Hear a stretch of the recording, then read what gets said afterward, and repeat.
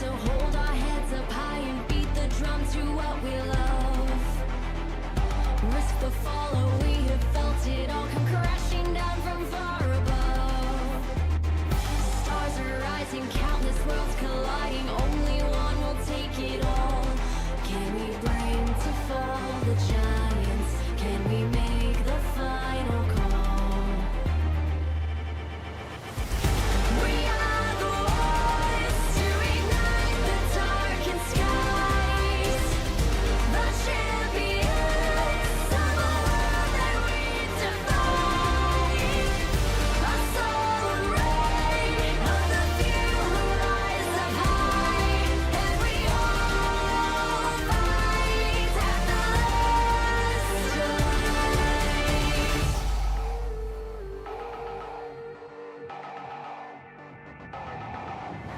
Hearing voices from afar, join the madness when the curtain falls. Risk it all, hold nothing back.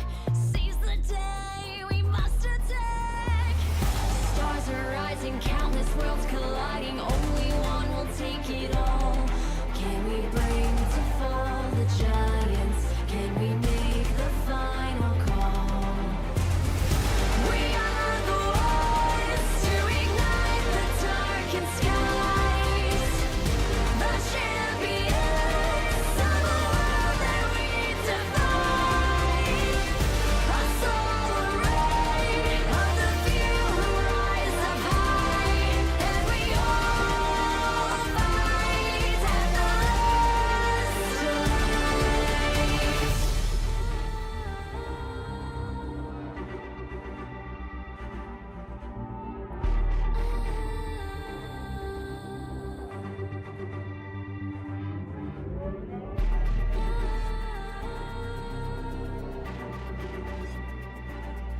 Can we bring to fall the giants?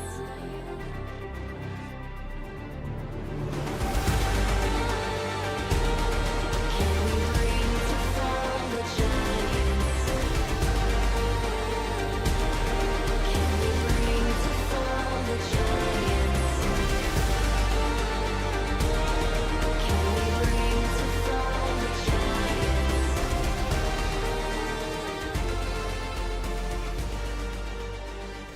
Run across some other people, train them if you don't like them. You know. Ben. Excuse me.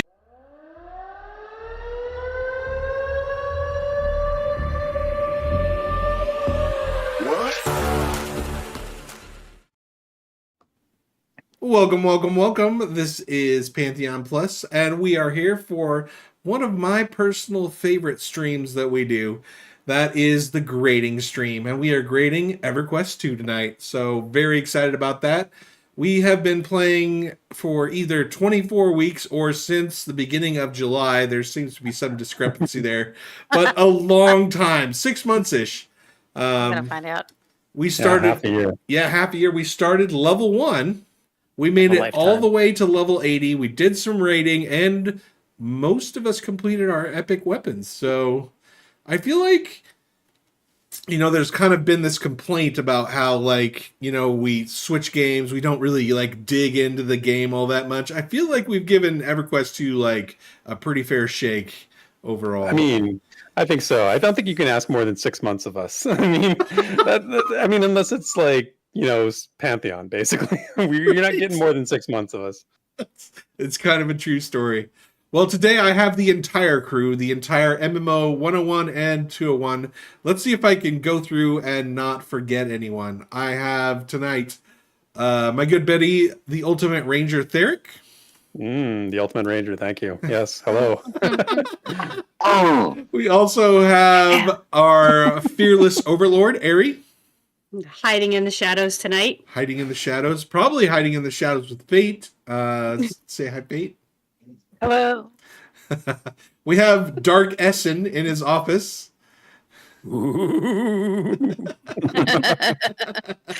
And of course, we can't let him off his leash, so we also have a Sarah here as well. I haven't heard Crow Singer yet, but I think she's here. Is she here? I'm pretty here. Nice. Also, we have Sparrow. I like to call her the owner of Lober. Loper Hello. owner. MVP. MVP Yeah. Lober. MVL, most valuable over. We have Vendini, the third best healer on the stream. The third, I think I'm the second and third from the last stream. And just for Dimlos, I'm going to say EQ2 is my Jimmy Jam. Oh, nice. There you go. Hey, if he's paying you to say stuff on my stream, I get a cut. We have I'll do you after the stream. We have Call of Duty Santa Zelik. What's up? Also, apparently the worst ranger. I like to refer to you as the Scar Ranger. So Okay, I'm down with the Scar Ranger and Dimos Alternative can suck it. Ranger. the alternative. The Ranger. alternative. Alternative Ranger.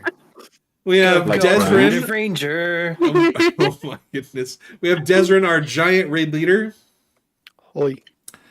We have Man of Rohan, who may or may not be a little distracted tonight. I'm only half here, everyone. So no worries. And also myself, your resident wizard, who got to actually play a wizard in EverQuest 2, which makes me super happy.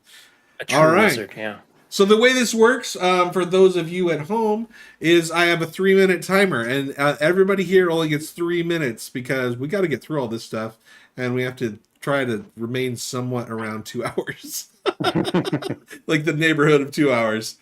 So we're gonna talk about grouping and rating. We're gonna talk about races and classes. We're gonna talk about quests. We're gonna talk about was it fun, and then other is just kind of whatever else, because we used to have like 15 different categories, and then we realized this is like a 4.5 hour stream.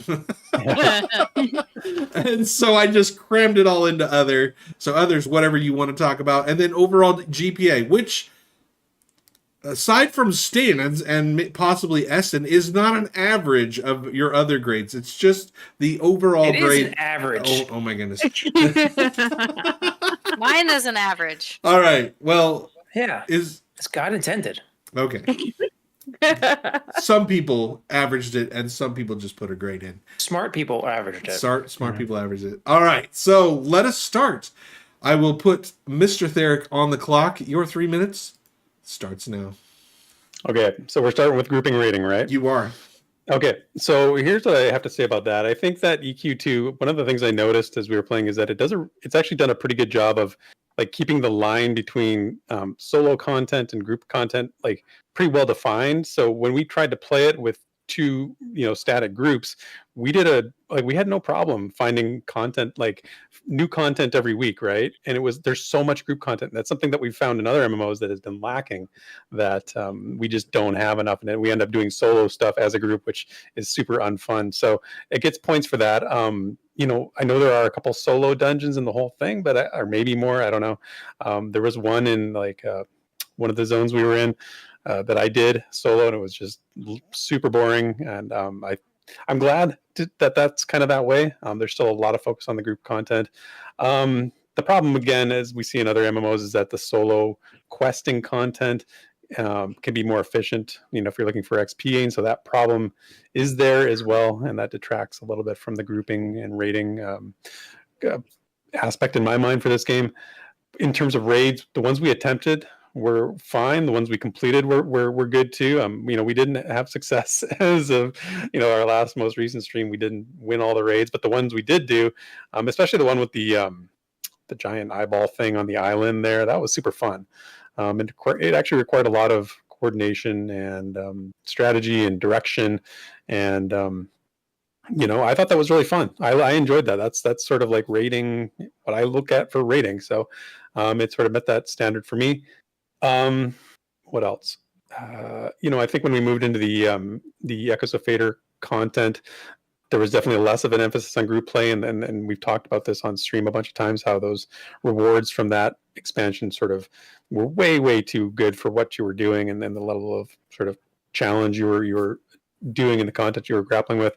So that took it down a little bit for me. But overall, like, I want to say grouping and rating in this game, I think is really good. It's a standard, I think, for I would love to see something like this in an MMO that is more modern. I think they got it right.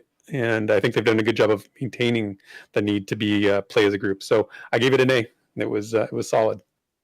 Nice. All right, Ari. Oh, okay. So we're doing 3 minutes per, like not the whole thing in 3 minutes. No. Mr. Max, I'm learning. 3 seconds I'm if you learning want. new stuff. All He right. was like, I got 5 seconds. Let's go. Start now. Okay, you're done. Go. Derek is using his whole 3 minutes on just grouping and rating. Oh no. Okay, so I don't want to follow Theric anymore. I want to be moved because he is very articulate and concise and verbose, and I am none of those things. You just said verbose. You said verbose, yeah. That's very good. That's a win. Which ironically is not concise. I am so screwed. I am so screwed. Don't take her time. She's only got 2 minutes. No, it's okay. So just take everything Theric said, give it a thumbs up, and then I would also like to add, at least for the grouping, that the thing that gives it to me, makes it the best for me, is the mentoring. Like, there are so few games that actually have that, where when you out-level each other, you can still play together. And so all of that, all of Theric, plus that, and I gave it an A. Shoot, I forgot to mention that in mine. Bam! 1 minute, baby. Bam. Extra time. Boom. All right, Fate.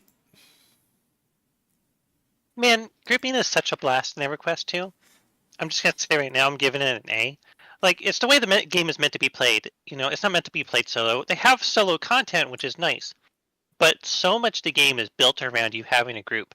There's synergies with the classes that just, like, sometimes you wouldn't even expect it. And like, when the classes, they come together and they're working together really well, you just get, like, this amazing group experience where you're just blasting through content.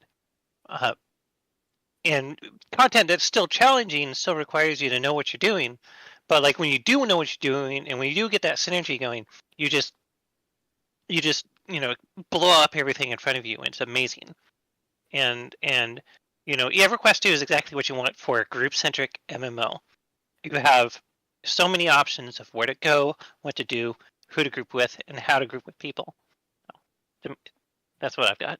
Yeah. And mentoring, of course. Big thumbs up on mentoring. Yeah, those are great points. I agree. Rushing it. No, you guys only what is with this is the new like grading group. Before I couldn't get people under like 15 minutes. Now it's like Electron rating group was 1 minute. It was 1 minute. All right. Zach, it's because they know that Essen and I are coming. I and they're mean, just we do saving have extra Essen time. next, so this is where the timer really earns its keep here. All right, Essen, you're up. Go. Okay. I mean, I really can't talk about ratings so much, other than that it's just very intimidating because we never really got a chance to get in there, except for we did kill that one boss, and that was pretty impressive. And good mechanics and everything, but like we never really got like a full taste of the rating. But the grouping, some of it was fine, but the dungeons themselves are, they're huge, they're expansive. You can pick any direction and find something interesting. You can find intruders. Grouping was, good, mainly thanks to the mentor system, which was, everyone's going to say it because it's just the best. Every MMO should have it. It's just unbelievably unbelievably helpful for grouping. Group composition was, fun and interesting. There's so many classes, which we'll get into. You really have some fun with it. I wish that CC was a bigger part of it. I was a little bit in the beginning, but towards the end, kind of just falls off mostly. And I don't know. I gave it an A, which is shocking to me. But it was fun. So far, A's. What a start. Straight A's. Straight A student. All right, Sarah, you are up. I'm going to wait until you get that A perfectly centered in that box. No, I'm just okay, so I also gave it an A because 6-person groups, your groups needed to be balanced, and if it wasn't, it didn't go so well. They still use, crowd control, which if your game doesn't have crowd control, it's just not as fun. And along those lines, class roles are important, so you can actually balance your group based on what you choose, or you could like have a harder time if you decided to go without a balanced group. So you actually have to know how to play your class. You actually have to know how to fit your class into a group to be successful. And you had to know how to like augment it if your group wasn't ideal. Yeah, raiding we didn't get to do too much, but the raids we did were fun and challenging, and in our usual style, we for most of them did a really good job, even with our under we didn't have enough people. Nobody knew what we were doing, but we still won all of them except for the last one. So I thought it was super fun for that specific category. A. All right, Crow. I was thinking earlier about how a lot of games have really fun classes or a really interesting world, but they don't let you group. And so I really appreciated that EQ2 made grouping all the way up possible at every level. You had a reason to run around with people. And that's what an MMO should be. And every MMO that doesn't let you do that fails a very important test. So I'm giving this one an A on that score, which is the only A I'm giving this game. So enjoy it. She's got some spicy grades coming, people. I knew there was an F plus in here somewhere. All right, so that gets us to Sparrow. Right. So I loved grouping. I loved mentoring that was already mentioned. It does get wrecked when you start adding expansions later on. People that are too high trying to group with too low, it doesn't work. But right now, it works. I did find when we were grouping, we had to go into dungeons to find mobs that would be group. When the game first came out, it was group mobs everywhere, overland and dungeons. So I missed that actually. Mm-hmm. The world was more challenging. It was scarier to travel around, and you wanted friends to kind of explore the world. What else? The rating. Personally, I'm not a big fan of the rating because I find it needs such specific groups, makeups to be successful. Like we did raid and we were successful, but at the end we were having to do 2 expansions lower than what we were actually leveled for. It's too mechanic driven for my taste. I prefer groups that you can go in and do kind of go at it in your own unique way. You don't have to have exactly this class makeup in each group. So for grouping, I'm giving it an A, but for rating, I'd give it a C. So I'm going to just give it a solid B for the whole category. That makes sense.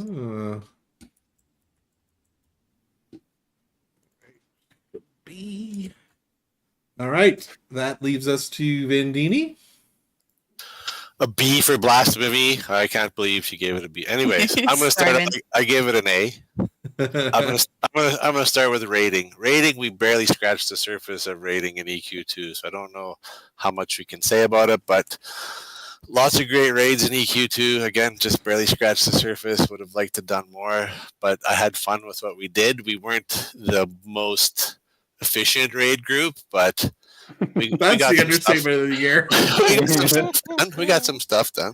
Anyways, grouping. All of this has been said already. 6-person groups. I think that's what every MMO needs is 6-person groups. Roles are important, but you can still get away with the air quotes imperfect group. If you have 2 summoners and a necro and a warden, you can still go get some stuff done, right? The mentor system, like everybody said, every game needs that. That's just a great system. Works well. Like Sparrow said, it's a little bit broken later on, but right now it works well for what it's there for, to play with your buddy that just started or help people catch up. Yeah, give it lots of good dungeons. Lots of good dungeons, so that leads to lots of good groups. Wow, hopefully good groups. Anyways, but well, the 201 at least. That's all I gotta say. Whoa! Whoa! Actual group. Oh no, you gave it an A. A, actual grade A. Perfect. All right, Zelik, are you going for the full 3 minutes here? No. I mean, maybe you know what? Maybe I should. You know what? I should take some of the extra minutes that have been saved as well. You don't have to. No, they don't roll over. Don't worry about it. They don't roll over. This isn't like your cell phone plan. Man, I haven't had rollover minutes in decades. Like, I'm going to echo quite a few sentiments here, right? I didn't do any rating, so my grade is specifically on the grouping aspect of the game. A lot of good comments that have already been made about the grouping that definitely hold water. I'm going to have to echo the sentiment about the mentoring system being a great system to have, especially in a game with a smaller, not max level population, right? It's a lot harder to find people when the population is lower on that. So I'm going to say that definitely helps it quite a bit. I do feel like, though, that in the grouping context, there's a lot of role overlap between the classes. And so it kind of gets to, here's your whole list of basically going to do the same thing.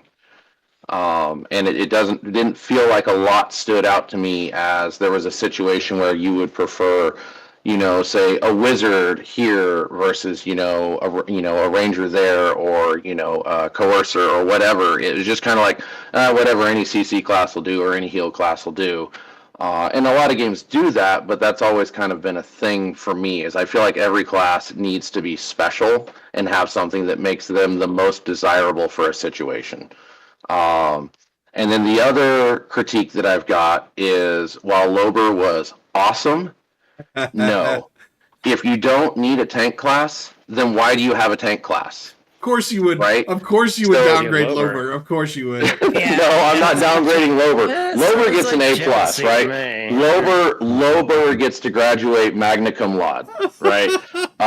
However, the fact that you can just pet tank through, group content that's tough for the level that it's in makes tanking almost like you got to ask the question, then why?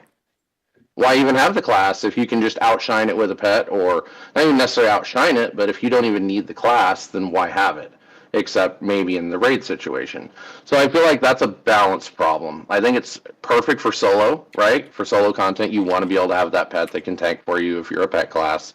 But if you don't need a tank in a group content, I have questions about how well you're filling the whole quaternity thing then. So overall, B. B plus for what it's worth, but B. Now we do pluses and minuses, so you want B plus? B plus. Perfect. Whoa! What is that? Oh, my timer! No, it actually went off. Oh, you used up all the time.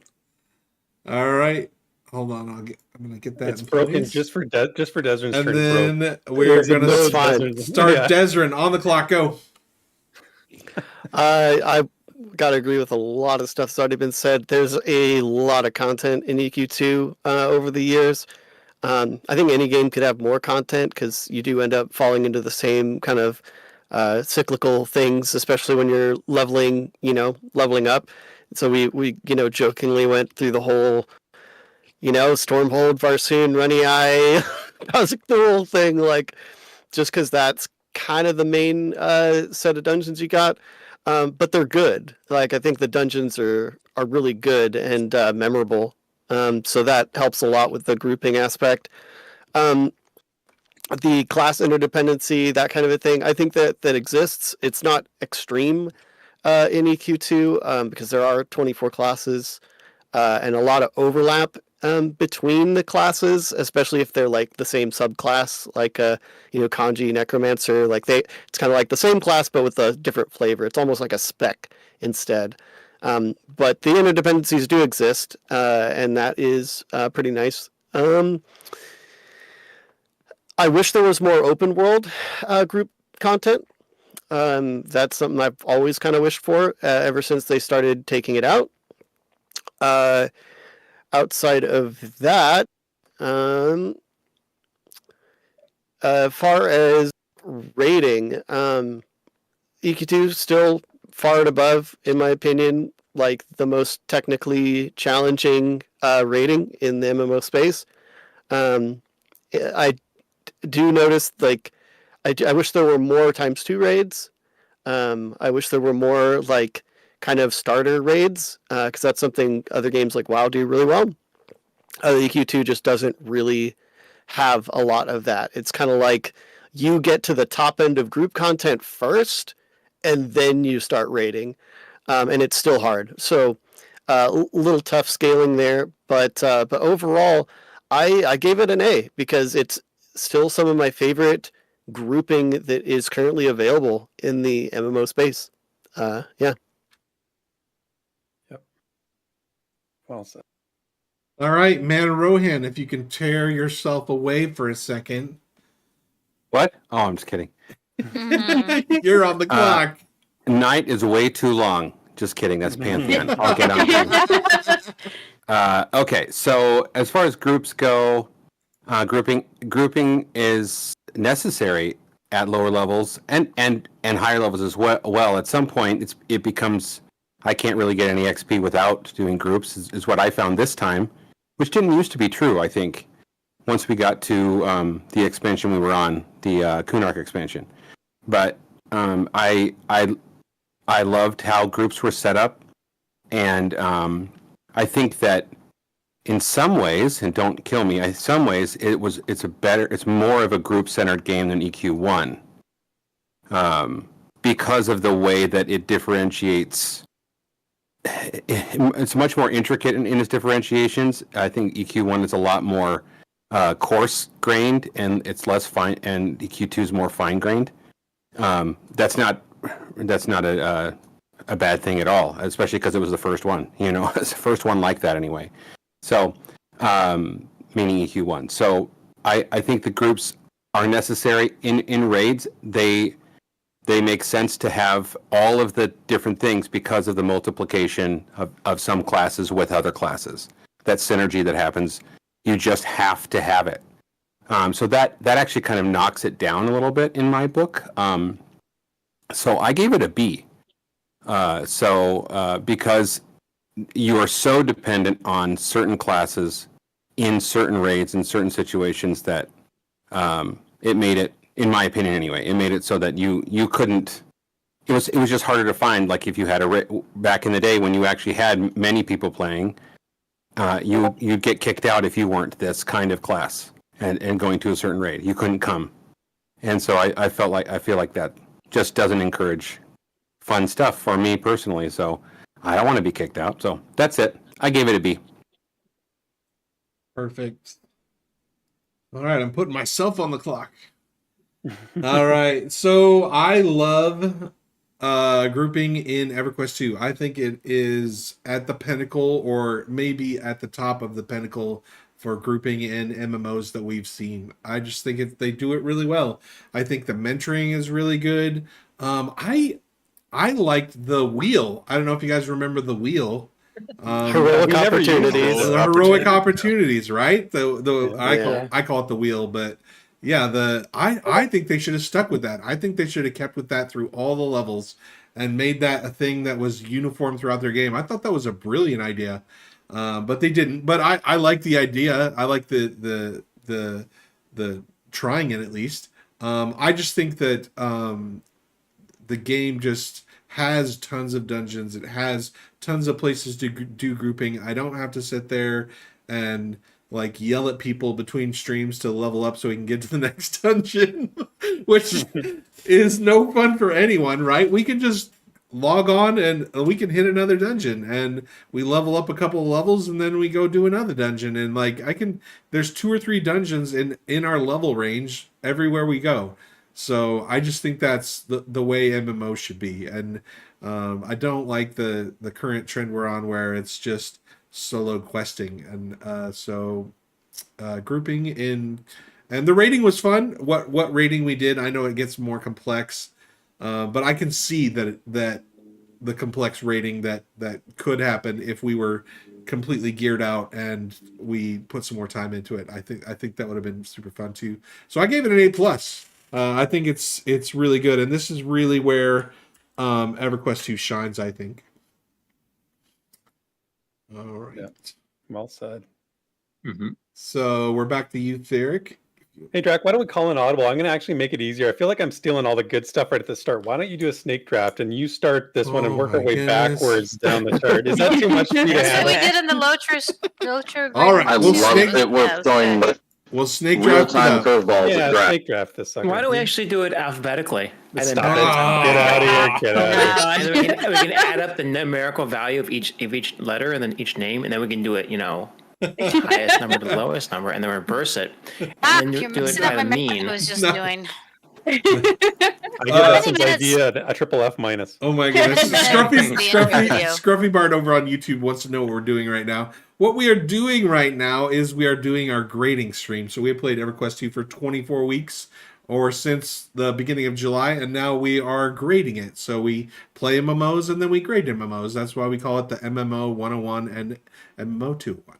So that's what we're doing. You see a lot of A's. We are not always so friendly. I think there's going to be some unfriendly grades coming up, so stay tuned. So Stay you got to tuned wonder for- too, who's the professor and who's the TA in this group? Well, I'm the So why don't doctor. you- Okay, well, Dr. Drac, why don't you start us off then on the next category? All right. So the next category is races and classes. I love races and classes. I might be a little bit alone here, but I think it's great. I love lots of choices. I know that some of the classes are behind some paywalls, but it's whatever. I really don't care. My class wasn't, or my race wasn't. But I also with the races and classes, one thing that I loved that more MMOs should do is the betrayal quests. They were so good, where you started out as being either good and evil, and then you could betray to the other side. It's just so good. And this time around, it only took you maybe a couple of hours to complete. But back in the day, it was like a week's worth of grinding to make that thing happen. So I just think that the variety. I think somebody said it earlier, but the difference between the wizard and the warlock is more of a spec thing, but the base classes are really solid, and so I just think.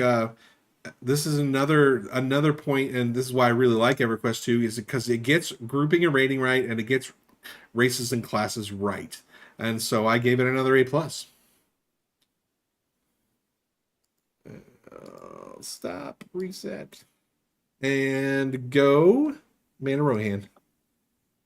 Yes, so I have I played it from the beginning, and I was excited when it first came out of how many race class combinations you could be, but I think it's too many overall. But that's just my preference. I think there needs to be limits, and constraint always brings out more fun, in my opinion. And the differentiation is hard to know unless you really know your class. I just kind of praised it in the last one, but there are things like Fate was talking about these things, and so was Desrin about these little things in their class that they were talking about. Like, I don't pay that much attention to my class. They knew all these, they min-maxed their class in their head, and they knew exactly what they needed to do. Like, oh, did you use this one? Yeah. I'm like, I don't know what they're talking about. So, so I'm just here for jokes and to play in the group. And, so unless you knew that, it didn't feel like you were that different. So I agree with Zelik a little bit on that when he said that before. So I gave it a B. So still really good, but there's some downfalls, I think. All right, Desrin. All right, start out with the races. I love the races in EQ2, or just the EverQuest universe in general, especially just the base races before they kind of started, making a second Karen and calling it Vashir and all that stuff. But but especially just visually speaking, I feel like the races were really distinct and well done. I think the Ixar, the Kara, and the ogre and troll, they all have really distinct silhouettes and varying sizes as well. But are we I'm a- using alternate models or other models? Sorry. It doesn't matter. Get ads. So the difference in sizing is really important to me.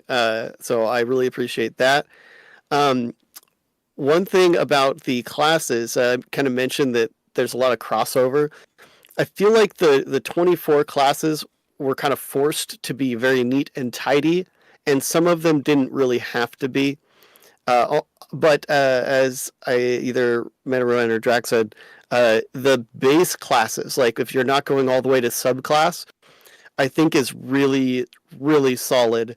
And it almost makes me wish they were just specs of each class instead. But, alas. Overall, I think every single class I've played, and I've played all of the classes in the game, have had their distinct fun about them, and at least something neat that I appreciate. And while they're not always super different, like Bruiser Monk, it's kind of feels very similar. There are some very different ones that I appreciate a lot, and there's variety.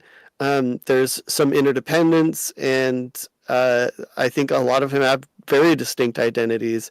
But overall, the crossover makes it a little annoying. Like if you're playing a scout, you'll have like the same set of base abilities as several other scouts. That go all the way down to the subclass level, and sometimes the abilities feel pretty forced to be like, oh, it's the backstab, but the ranger version, like not a huge fan of that.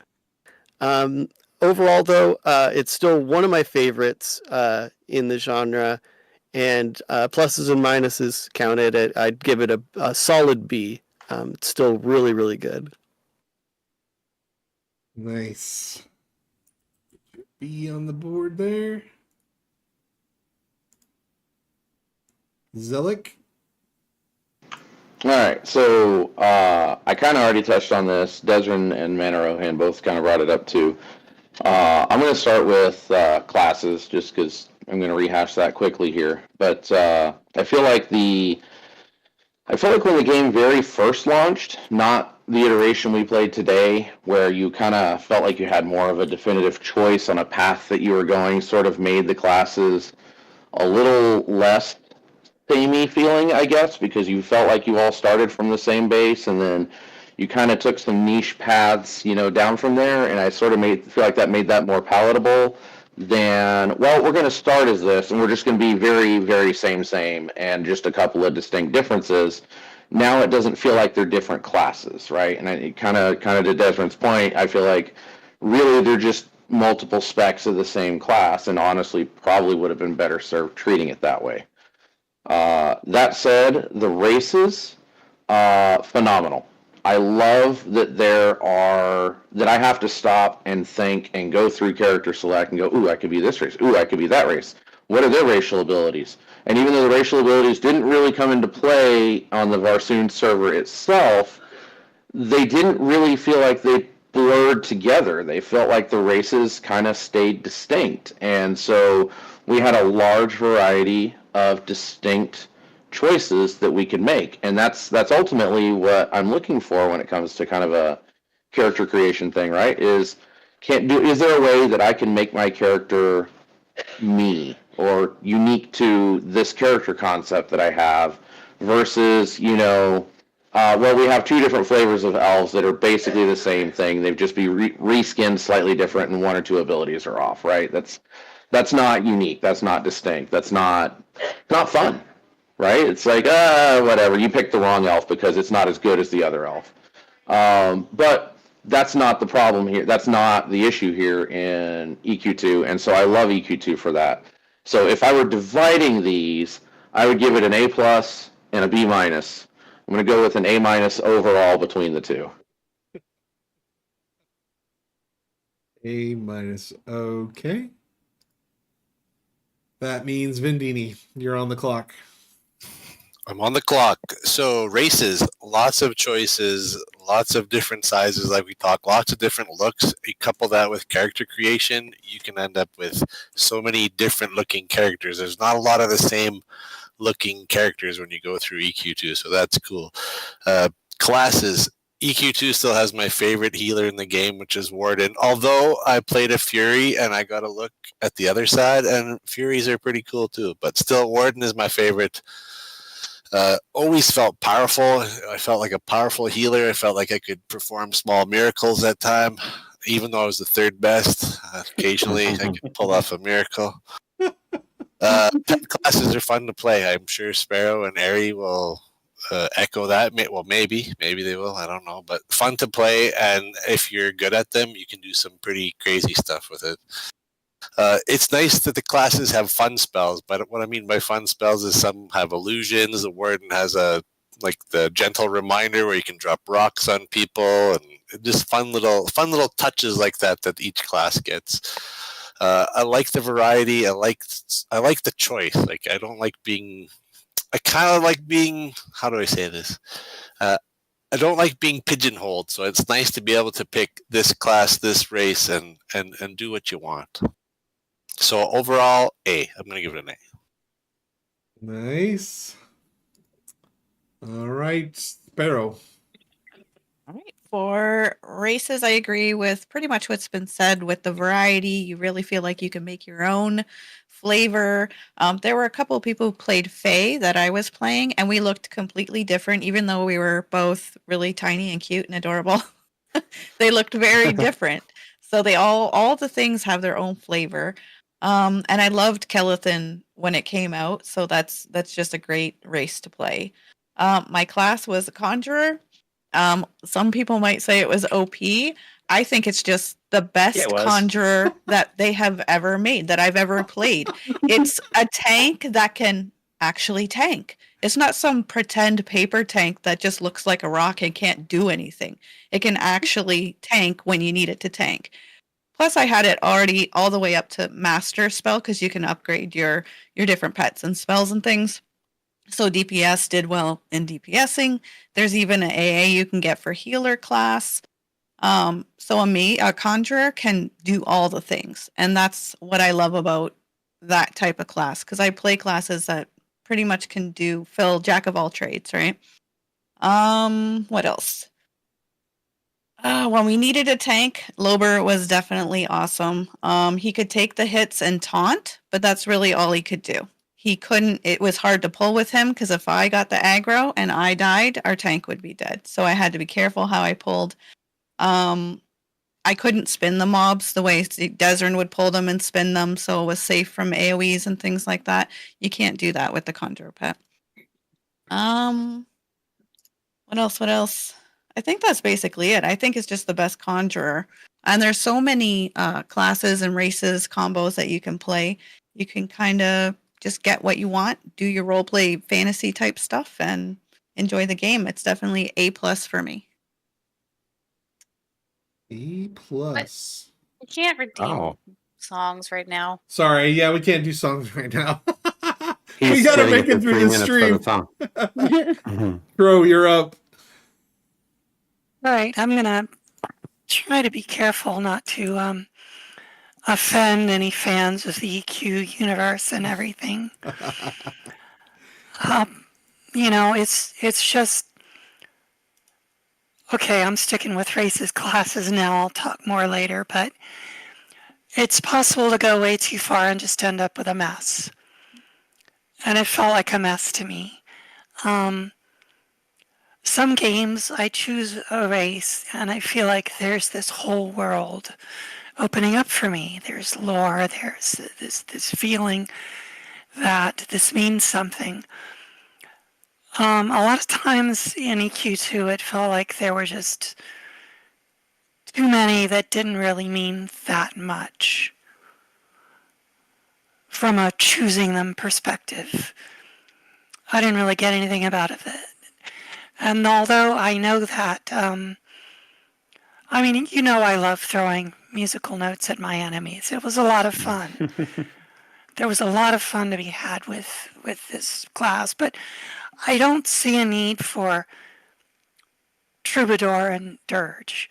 Why don't you just make it selections that you make along the way in your bard evolution, instead of going, in the beginning I am Goth and bitter. And I don't know, it's just not a system that I liked. Really. Final grade? C.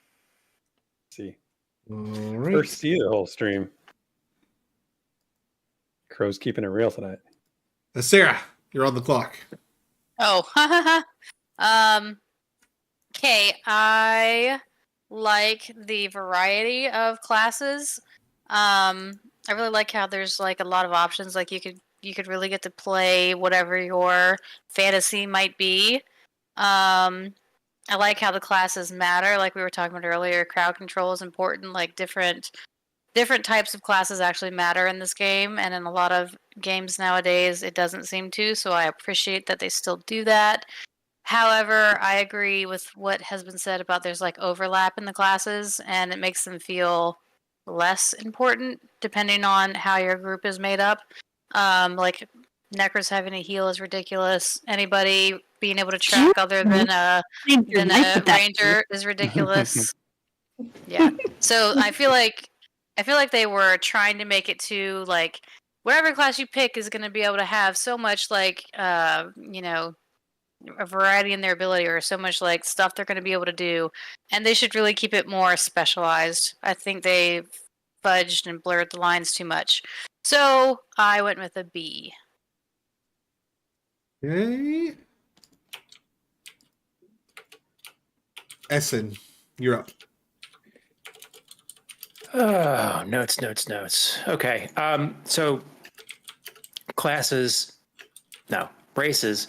I love the races. Obviously, the dragon race is a bit of a cash grab. That's just like kind of dumb. It feels like a premium race. They should all be premium races. But I love how they're ugly races. You need that. You absolutely need ugly races. Troll is amazing. I love that so much. Rat. I don't call it Ratongas. Yeah, I have Ratongas written down. I'm like, what are the ratkin? Ratongas are just absolutely fantastic. They're what I don't really play as them, but whenever there's a Ratonga NPC, I'm like, yes, finally, here he is. Run up to him and talk to him. They're always great. I don't like how they got rid of the requirements for the class races thing. Like now there can be good, necromancers or whatever. I don't know. I hate that. I wish it was more strict like it used to be. I liked how instead of having entire cities for each race, that would have been ridiculous. And so they had just separate towns in the two big cities for the races. And that made a lot of sense, even though some of them were really not great. Looking at you, ogres and trolls. The races were great. They're like the novel races, like the Ratonga, the Froglock, the Ixar, I guess to the troll to some extent. That makes it a lot more fun. The classes, I love some of the classes. I love that there are 24 classes. I know y'all don't all love that, but just like the character of it, like I would never play a cleric, but I would definitely play an inquisitor, just from the name alone. I don't know why. It's just a branding thing. It makes a difference to me. But one thing that absolutely drives me nuts, and no one has mentioned yet, the AAs were a freaking mess. They are a nightmare. Yeah. And they make playing every class impossible. Unless you like go and look up a guide, which is really hard to find. Which is like 8 years old, the 8-year-old guide. And you don't know what each class does. It's like, oh, well, a warden, that's a melee. Like, what? Where would I find that? It doesn't say that anywhere. I would never know that, but it's like buried deep in the AAs. Like at some point, I don't know. It's ridiculous. It's a friggin' nightmare. But overall, I like the classes. They ruined the Coercer. It was the best class in any MMO for me. I loved it to death. Now it was just like hilariously stupid. I could make giant pets and get 3 pets at one point. That was some kind of bug. But that was fun. But overall, because of the AAs, I had to drop it down to a B. But I love the classes. I love the races. Still had 10 seconds left, but good job. Fate, you're up.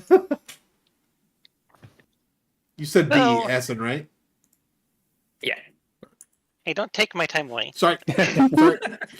So, problem is EQ2. It's been said a few times. EQ2 has too many classes. 24 classes is way too many, and now it's like 26 or 27. I don't know what it is now, but it's way too many.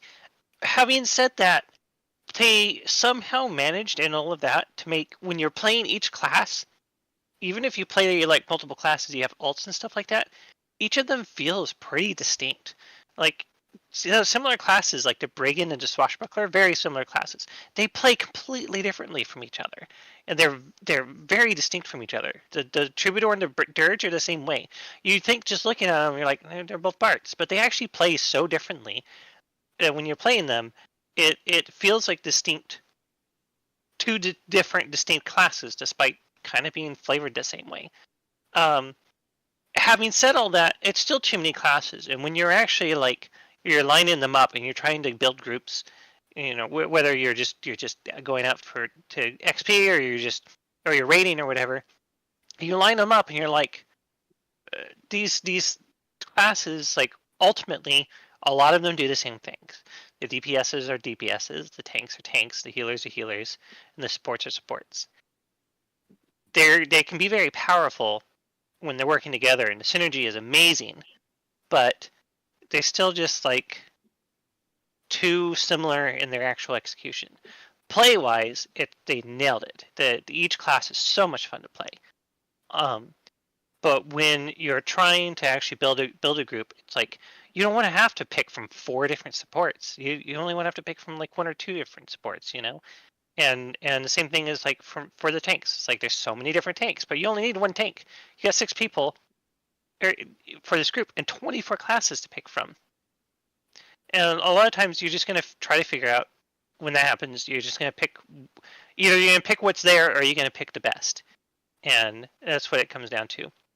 And that when I can speak to when I was raiding back in the day, 24 classes? We didn't take 24 classes. You have 24 slots in a raid. Did we take 24 classes? No. We took like 18 classes because ultimately a bunch of them just did the same thing that all the other classes did, but worse. And so you doubled up on some classes, especially support classes and DPS classes, and you left the other ones by the side. You don't need 4 tanks on a raid. You need at most 2 tanks on a raid. And finally, in my last few seconds here, races, aesthetically, they're all great. They're all fantastic except for Erudites. Whoa! But they don't matter. They don't matter to your class selection. It doesn't matter which race you go with when you're actually picking a class. It's just aesthetics. So I give it a B. All right, Ari, you're up. All right. Well, I mean, since I'm at the end again, it's Excited. just like being Onward and upward. behind Theric. Everybody's already said everything. The races I absolutely love. The different choices you have. That they're all just a lot different, and you can pick the one that speaks to you the most. And way back at the beginning, they used to have more of a story behind them, and it's all kind of gotten faded and washed away as the game has grown, which makes it feel a lot just less, I guess. But they're still very cool. I love them all. The thing I don't like is that they've got several of them behind, like Drax said earlier, a paywall, and you have to pay to be able to use them. And I think that's just an absolutely ridiculous money grab. Even though I did pay for them, I don't think I should have to. So it worked. I have a problem. Please help me. Send help. You are the consumer. Not that ridiculous, apparently. And the classes, I agree, there are so many. Each of them are slightly unique, but to add them in just for a little bit here and there seems a little overdone. But at the same time, at least you have choices. If you want to be, a assassin versus a brigand, because they do play differently, even though it's not a big difference, it might matter to somebody. So I gave it a B, and yeah, that's it. Yeah, okay. I'll have you know that Ari stood tall on her principles for a whole 2 minutes before she bought all the races. It has wings? It's take my money. All right. Derek. Yeah. All right. Well, so I mean, it's a very traditional game when it comes to classes, I think, and I like that. After we've played some games, more recently that have like these weird sort of like different takes on things, and it's like it's a fighter, right? It's a cleric. We know what it is. Just call it what it is. I like that EQ2 is traditional in that way. I liked it better when they did it actually the way that Embers does it now, where you start as one of an archetype and then you specialize into your class later. EQ2 used to be like that. I think that's better because I think it sort of creates that progression, that storyline that you'd mentioned. So I wish that they kind of did that. So that's in terms of classes. With the races, Fate, you mentioned it, that the racial abilities I think are super underpowered. Like it doesn't really matter. Like your race doesn't matter for your class necessarily. There's no like meta where it's like, elves are the best rangers, right? Or I mean, they have some bonuses that help out, but it's just nothing that really makes anybody choose. You don't even have stats.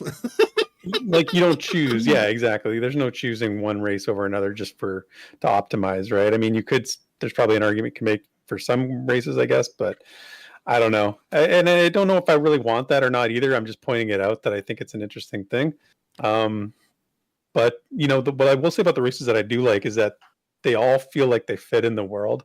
Like they all seem to have like a place, and then there's like a shared sort of like culture amongst the races, and like the Ratanga and the the gnomes all feel very sort of, I don't know, they just feel connected, and it feels like a cohesive world when it comes to the races that are in the game. So I like it. It's a nice mixture. I think there's some room for improvement. So I gave it a B+.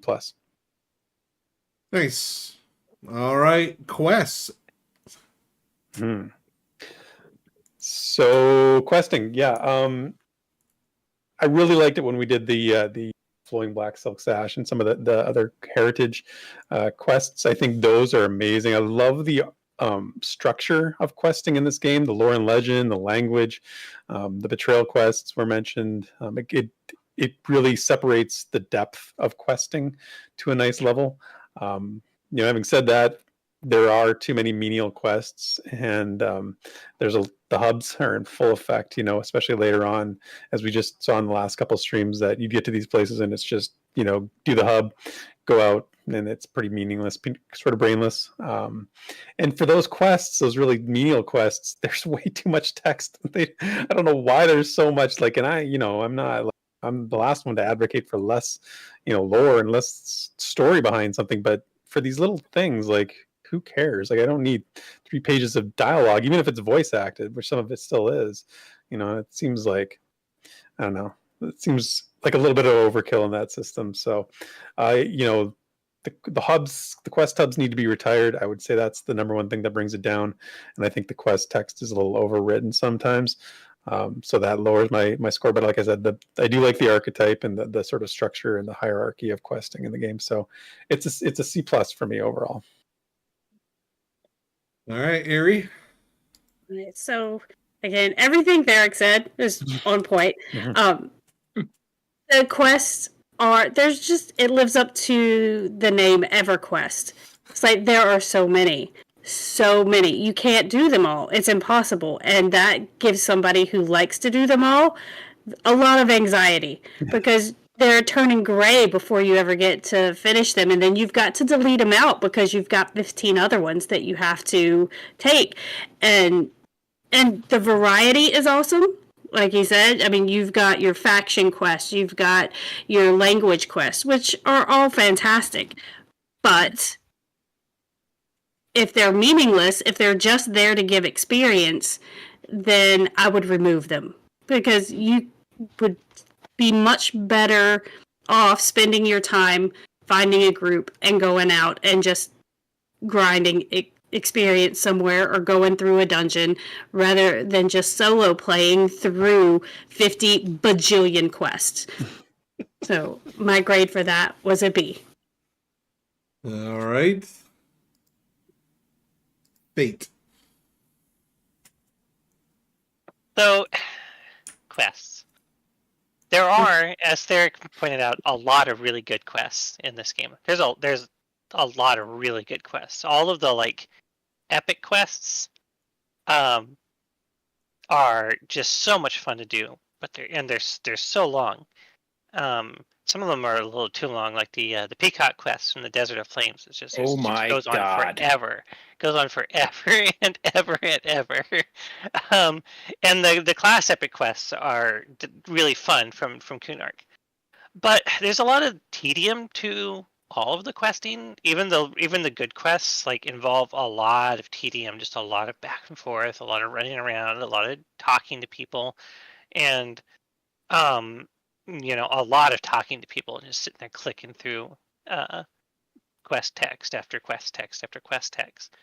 And then, but some of the excuse me, sorry, some of the like identity of the game was that you didn't really have to do a lot of them. Like they were there if you wanted to, and you could do them while you were grouping. But grouping was the point of the game. So they were there to enhance the grouping experience for the most part, rather than being the main point of the game. And so, but then as the game progressed, they moved more and more away from that until eventually you had quest hubs. And now you're supposed to do the quests and then group later, like every other MMO. And they lost a lot of their identity as a group experience first game. And so because of that, and just because of the sheer tedium that is involved in a lot of the questing, I gave it a C. Essen. I just want to like raise my fist in solidarity with Fate there. Yeah, oh man.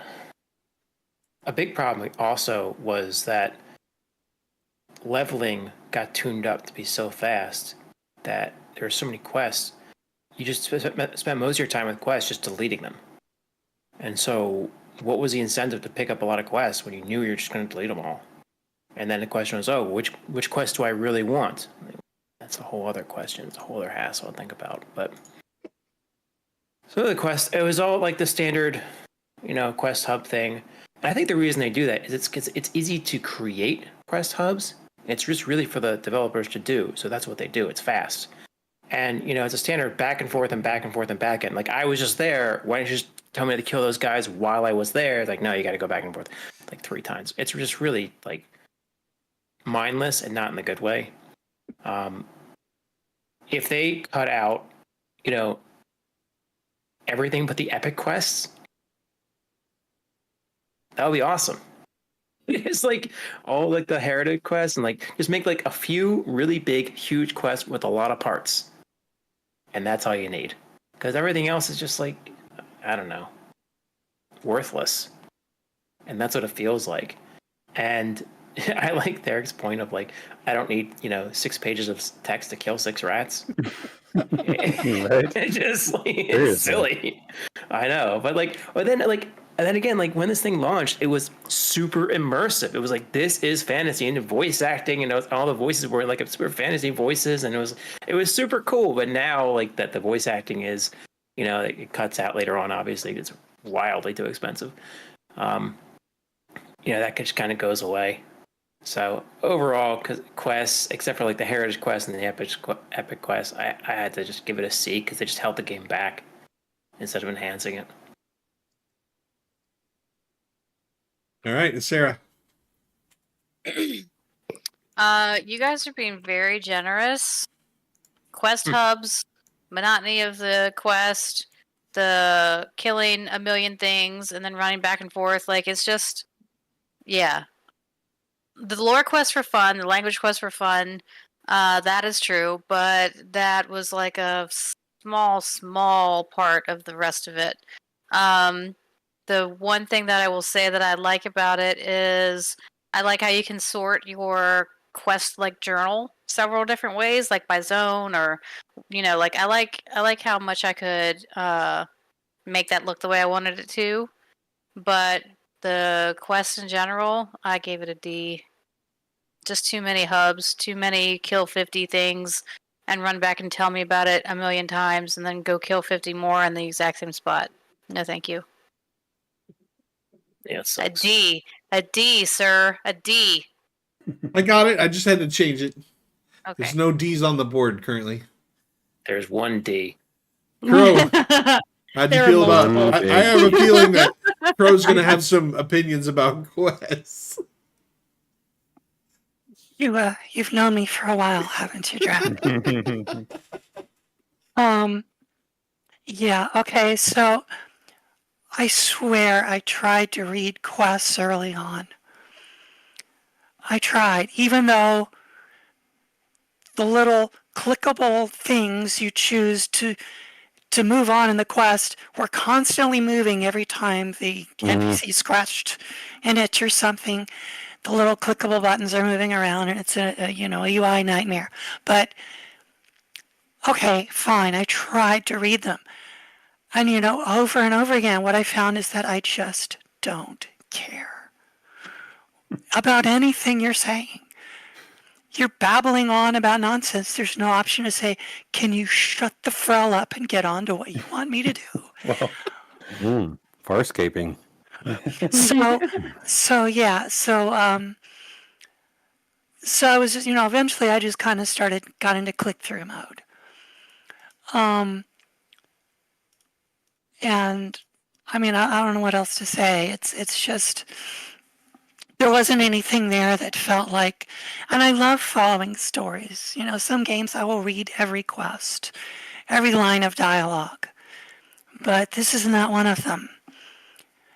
And of course, there are way too many of them. I will say one little spark of light in all of this was the language quests. I thought those were a good thing, but other than that, I'm going with F. Oh. Yeah, there it is. That's harsh. That's the first There F. it is. Sparrow. The language and what was the other one? Lore and Legend. F, Yeah, F those are for both Prowl. F is for Frau. All right, Sparrow, you're on the clock. Yeah, nobody said anything that I disagree with. I'd say get rid of all those crappy, useless quests. Keep signature, heritage, language, epics, and the rest could go. Like, they have the heritage quests all through the different expansions. You could keep those, have a good time. You get the nostalgia with it from EQ1. Great stuff. But all the hubs are overkill. It's basically what everybody said. I'm not going to take a ton of time discussing that, so I'll just give you my grade. It's going to get a C from me, just because I do enjoy the other major quests if you just ignore all the hub stuff. All right, Vendini. Okay, there are a lot of flipping quests in this game. I don't know if you guys know that. So many quests. The things I do like everybody said already, epic quests. I like that there's crafting quests. If you're a crafter, there's actually quests that you can do for crafting, which is a nice touch. Heritage quests, collection quests. If you're a real need to have everything completionist, although if you're completionist, this game could either kill you or be your best friend. I don't know which one. You could be playing this forever. Like everybody else said, though, there's just too many quests. It's hard to know what's a good quest and what's a crap quest, and it's just all muddled in those hubs, and you end up, like Essen said, you get 15 quests and you level so fast you delete those 15 quests so you can pick up another 15 that you're gonna gray out and not do them either. So yeah, not to take up a bunch of time, but a C from me also. Zelik. All right, so a lot of great sentiments that have already been expressed. I'm going to kind of summarize the parts of those that I agree with for sure. The unique aspects of the quest, the heritage quest for the fabled things, the throwback to EQ1, recognizing their roots, the lore and legend quest, the gathering quest, all that stuff was awesome. I'm also going to agree with the sentiments that the quest hubs were garbage, but quest hubs by themselves are not garbage in my opinion. I think that the problem is for a game that said, well, we're going to give you 10,000 pages of lore that means absolutely nothing. That's where the quest hubs could have been an opportunity. Give these towns some flavor. Give them a purpose. Like, what are you doing that is really helping them out, but not just in its own isolated, disconnected from everything way? How does this fit in the larger picture?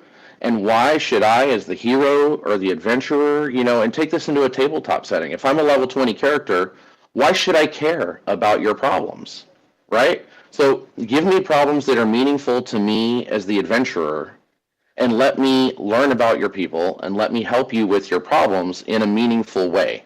But they didn't. They as everybody is starting with Derek have alluded to, here are the pages and pages of garbage that we just vomited onto a keyboard. Maybe we spell checked it. So I'm going to pull the Nathan grade out on this and triple F minus.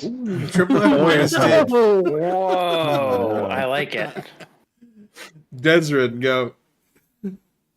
I was looking for the triple F emote. Yeah, I was like, how are you gonna get that on there? I don't even know how to get it. That's a drag problem. I do like some of the quest types. Yeah, I guess I'm not going to repeat too much, but there's just way too much. There's just way too much. Leveling is way too fast now to make it at all even worth it. I feel like it felt worse, or I mean, it felt better in the past because like you didn't outlevel stuff so quick, and so you actually you were given some time to finish things.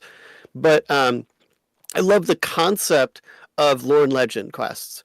Learning like stuff about a creature, finding their parts and getting experience killing them just so that you can actually like get better at taking them out with like the archetype specific abilities. Like that's so cool.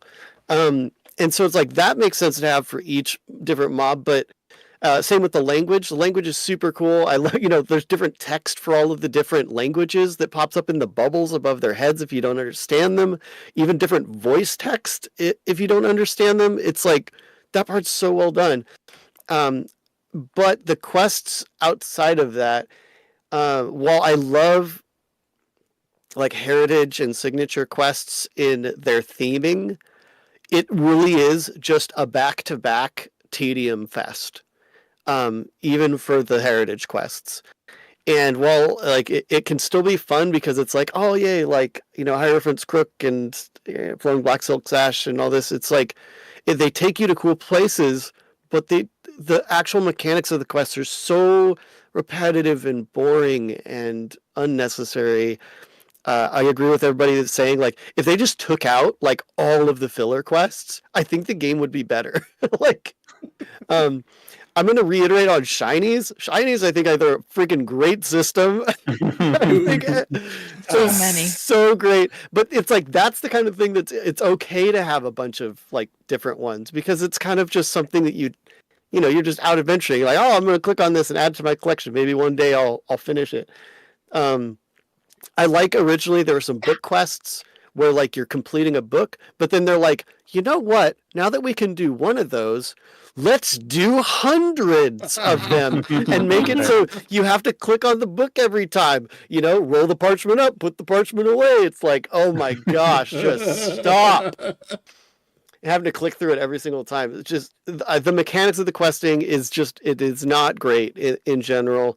And it gets so boring and repetitive, and that plus the increased leveling speed, it really broke down really hard. And I do feel like later on when we got to ROK, I felt forced to quest. Like it was like, okay, you could quest for a few hours, or we could run Carnors for the next 3 weeks. Like, yep. Yeah, exactly. So it's a bit of give and take. This is one of the lowest parts of EQ2 for me, especially in modern EQ2. So I'm going to give it a C. because there are some special bits, but overall the experience is pretty horrendous nowadays. But again, C, because it's average compared to the other MMOs. That's why. Every game should have shinies and mentoring. Is what we're learning today. Let's just make a game called Shinies and Mentoring. That's all it's. That's not bad. S&M. S&M. Yes, we need a game called S&M. All right, man, Rohan. Desrin took like 30 of your seconds, so you got to go now. Sorry. That's all right. It'll be short. Yes, I am distracted. So the quest is the fun. The fun quests are super fun, and the rest of them are not. So, so there's no really in between. It's a bunch of really not worth it. Everyone has said this already. I wish there were more heritage quests. I love all of them that I did. I love the lore and legend quests. That is where you can gamify something that is in the world, and it's part of, there's always a separation between game and world, and that's definitely a good merge between the two. I like the language quests.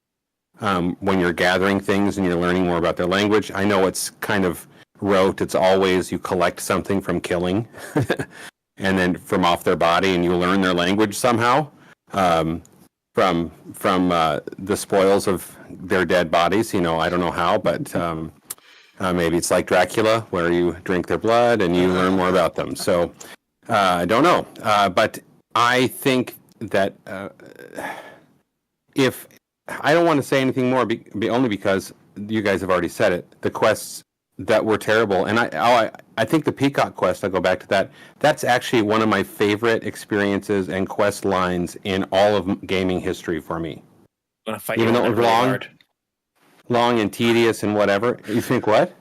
I'm gonna You want to fight me really hard? There is some, because for a few reasons. Because there was individual things, there was group things, there was raid things. It was all over the map, and the story was really cool. I liked all of that. I never finished it, and maybe that's why I still like it, because I didn't have to do the worst, terrible parts at the end. I don't know, but I am a half fan, so let's give it a C. All right. I'll start myself on the clock. Oh, you guys took my collection bit. I thought I was going to be the one.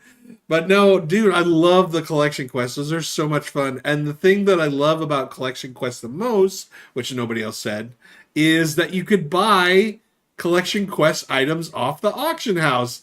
That is so much fun. Because I was buying and selling collection quest items the whole time. And I was killing it. And I just loved it. I thought that was fantastic. And the lore and legend items too, right? So I'd buy all, I'd see there was there's only 3 of those. I'm gonna buy those out and then jack the price up. It was so much fun. So I think that yes, you should put 1 billion collection quests in your game, and yes, you should do lore and legend quests. Those are awesome. And then all the other questions just go away, because I don't even read quests to begin with, and this game definitely did not get me to read quests. So it was pretty brutal. I gave it a B-, because collection quests are so awesome, and I think that every game should have them. Let's move to, was it fun? I mean, my bar for MMOs is so low right now. It's so low. Does it have magic? Yeah, that's kind of important. Is there a 6-person group? I mean, check. This is a fun MMO. This is probably a top 5 MMO for me all time. I thought, it's got all the things you need to make a great MMO. I think in the other section, that's where I really hammer it, because there's some definite nonsense that needs to be hammered in this game. But it's stuff I can overlook, and it's fine. I just, I don't really, the drawbacks of this game do not outshine the awesome stuff that is a part of it. And dude, where we just randomly took Lober and defeated that super difficult dungeon, that was just I mean, I must have been smiling for like 2 days after that. I was just like, nobody else knows why I'm happy, but I do. Because that was so fun. And so I gave it an A because I had a blast playing EverQuest 2, and it was super fun. MOR, what was your grade on the other one? Sorry, I forgot what it was. Oh, a C. A C, okay. Yep. And you're up on fun. Cool. So this is my favorite MMO still. I know my grades seem to be a little bit less than the super funnest, but it is very fun still. Like grouping is very fun. There are lots of things to do. There's a ton of content to experience, and it's the experiences that you have. You just mentioned one of them in your own group. Those still happen when you're in groups. Those still, last minute saves, or you just made it out of wherever, or you just had a great fight against someone, or you had the 43-minute fight that was just knocking them down for in one of our streams. It took so long that one time, or a couple times, just terrible. In Carners, I think. But that's one of the reasons that I say it's not fun, though, is that it doesn't age. It didn't scale well as the expansions came in. Is that grouping was fun still individually, but there's lots of content that came in that just kind of made things not worth doing, and so we ended up skipping so much because we either flew through it or if we just skip over to the next expansion, we're going to get a lot better gear, so we might as well do that one instead of enjoy this really well crafted part. I thought, and the earlier stuff was the really well crafted. So, but the content still feels really good. I mean, up through Kunark especially, like it feels massive where it should feel massive, and I feel like there's interesting things all over the place, and there's always something to do and experience. But the biggest downfall, I think, is that if you don't know anyone, you never find a group. And people are looking for hunters and things like that, but to run that. But it's still just a looking for group tool to get in and get out fast. There's not, for the most part, I don't think there are any real friendships starting there. But if you're playing this game fresh, you got to join a guild. Like that's your only chance. Yeah. And so that's my biggest criticism, and why I for a few other reasons that I give it a C. It hasn't aged well, and finding friends is really difficult. But there are lots of amazing, fun things about it still. So, all right, Desmond, you're on the clock. Yeah, it's still really fun with people, and I can't deny it. It is not as fun as I think it could be, which is unfortunate. There are a few things that are in the game now that weren't present previously that make it less fun, and that is a bummer. But when it comes down to it, just hopping in, trying to get a group with some guildies or whatever, and just shooting the stuff just while we're going through a dungeon or grinding stuff out like with quests or whatever, even if the questing sucks. The platform the game has is really good, and certain key things like time to kill. Time to kill, I feel like is a really it's not too short, not too long. It's really good. Everybody gets to do their stuff. There are always fun situations to get into, like other people have mentioned. There are difficult things in the game. That's a huge thing for me. Is I get so bored when games are just steamrolly, and EQ2 at least has something for you to do that is worthwhile, that is not easy. And so it's not to the degree it once was in that sense, but it's still there. So overall, I'm sure there's going to be more stuff that people bring up, so I'll just give it a B. It's still really fun, but I wish it was better. All right, Zelik. All right, so with the mentoring system, that completely changed the fun factor of this game, right? I came in this game later than a lot of other people did, And that mentoring system gave me an opportunity to spend time with friends and to really get to enjoy the game, even if even outside of there was a session where we blew through some levels really fast on like a bonus weekend, and I was running pots and all that. But like one of my favorite memories I remember was Desrin and Mr. C and me and oh gosh, I Vin. can't remember who the fourth. What's that? I think it was Vin, if you're thinking Yeah. about this. Yeah, where we were in the cave area. And, I got that kind of exploration-y vibe, even though everybody but me knew what we were doing and where we were going. I got to go through it and kind of explore it, and finding that there were alternate routes to get to the same area. And so, oh, well, if you go this way, you might find like this boss mob that's going to absolutely mop the floor with you. But if you dodge it and go around, you can find like a secret back entrance into there. Like it was Mistmore, I think it was. Yeah, Mistmore And Catacomb. yeah. And so, there's a lot of really cool things in the game like that. Some of the layouts are well done, I think, from a design point. Some of them were bad, but there were a lot that had the redeeming qualities. The game is definitely, though, I feel like it doesn't stand on its own two legs, in the sense that you have to have a group, which is kind of the point of the game, for it to work, but it doesn't have the population to support that currently, I feel like. Like, if you don't bring your own friends, then this game is not going to be fun.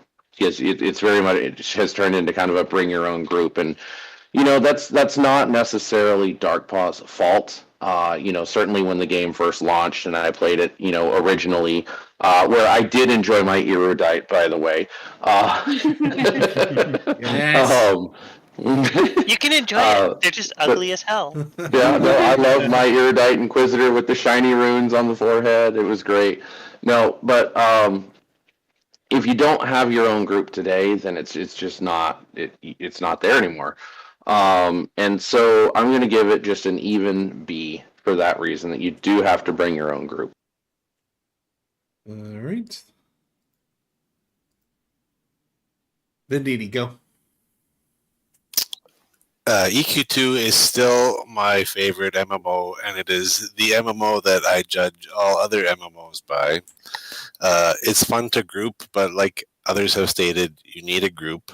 But I would find other things to do. So Saturday morning, I'd get up, I'd go harvest stuff, I'd craft. It's like a nice time to have a coffee, relax. And then later at night, you'd hit it with the guildies. And like Drac said, if you don't have a guild, then you're playing this game now, get yourself a guild. It's the first thing you need to do. You need people to play this game. Still my favorite healer. I said this before. Still my favorite healer in any game. I've never got the same feels as I've got for the Warden. Favorite druid ever. I don't think we could have played it this long if it wasn't fun. I don't think we would have made it however many weeks. There's some debate on how many weeks it actually was, but I don't think we could have made it this long if it was not fun. Again, though, it's fun if you're in a group. It's fun to be in a group. If you're sitting around looking for a group, maybe it's not as much fun. Unless you're into soloing MMOs, and that's your thing, then I guess it's fun. But I play MMOs to group with people and run dungeons, and EQ2 has a ass load of dungeons to run. Maybe needs more people. Anyways, my grade is an A. Still the best MMO for me. All right. Sparrow. All right. Vendini and I both really love Everquest 2. I was involved with the beta when it first came out and played it at launch and played it for years. So Varsoon has done a great job on capturing the nostalgia for me and the excitement of the expansions. I wished it would have come out with the original way EverQuest 2 came out, with the beginning, the way that you would pick your... Amen, sister. Yeah, I wish it had gone back to that. Yeah, making the choices as you went along. I think when you first started, you just picked, I picked a scout, and then you'd pick your subclass, and by level 20, I was picking ranger, and you just had so much attachment to your character and meaning. So I did miss that. But other than that, I think Varsoon didn't disappoint with the nostalgia. Say the game felt good. It was awesome to have a full group with having our 101, 201 statics plus guildies coming in and people from the community. It made the guild a lot of fun, like being able to decorate it and get the different points and build up the amenities that your guild hall could have. I know there's a lot of mixed feelings about guild halls, but I think they're a lot of fun, even though it's problematic because of the city populations, but it is fun. So grading on fun, that's a plus for me. I love the writ system for leveling in crafting. I think that's really fun. It doesn't flood the market with crap it doesn't need. And the questing for harvesting and crafting is fun. I think every character I do the harvesting quests just to get the cool cloak, and later on the was it the goblin and is it a mule or something where it carries all your crap for you so you don't have to have it all in your bags. So other than what everybody said about you need to bring friends or join a guild, it's a must because the game is a group game, and if the population isn't there, you got to find the people. So it gets an A for me. It's still really fun, and I'd still play it if there were people to play with. All right, Crow, you're on the clock.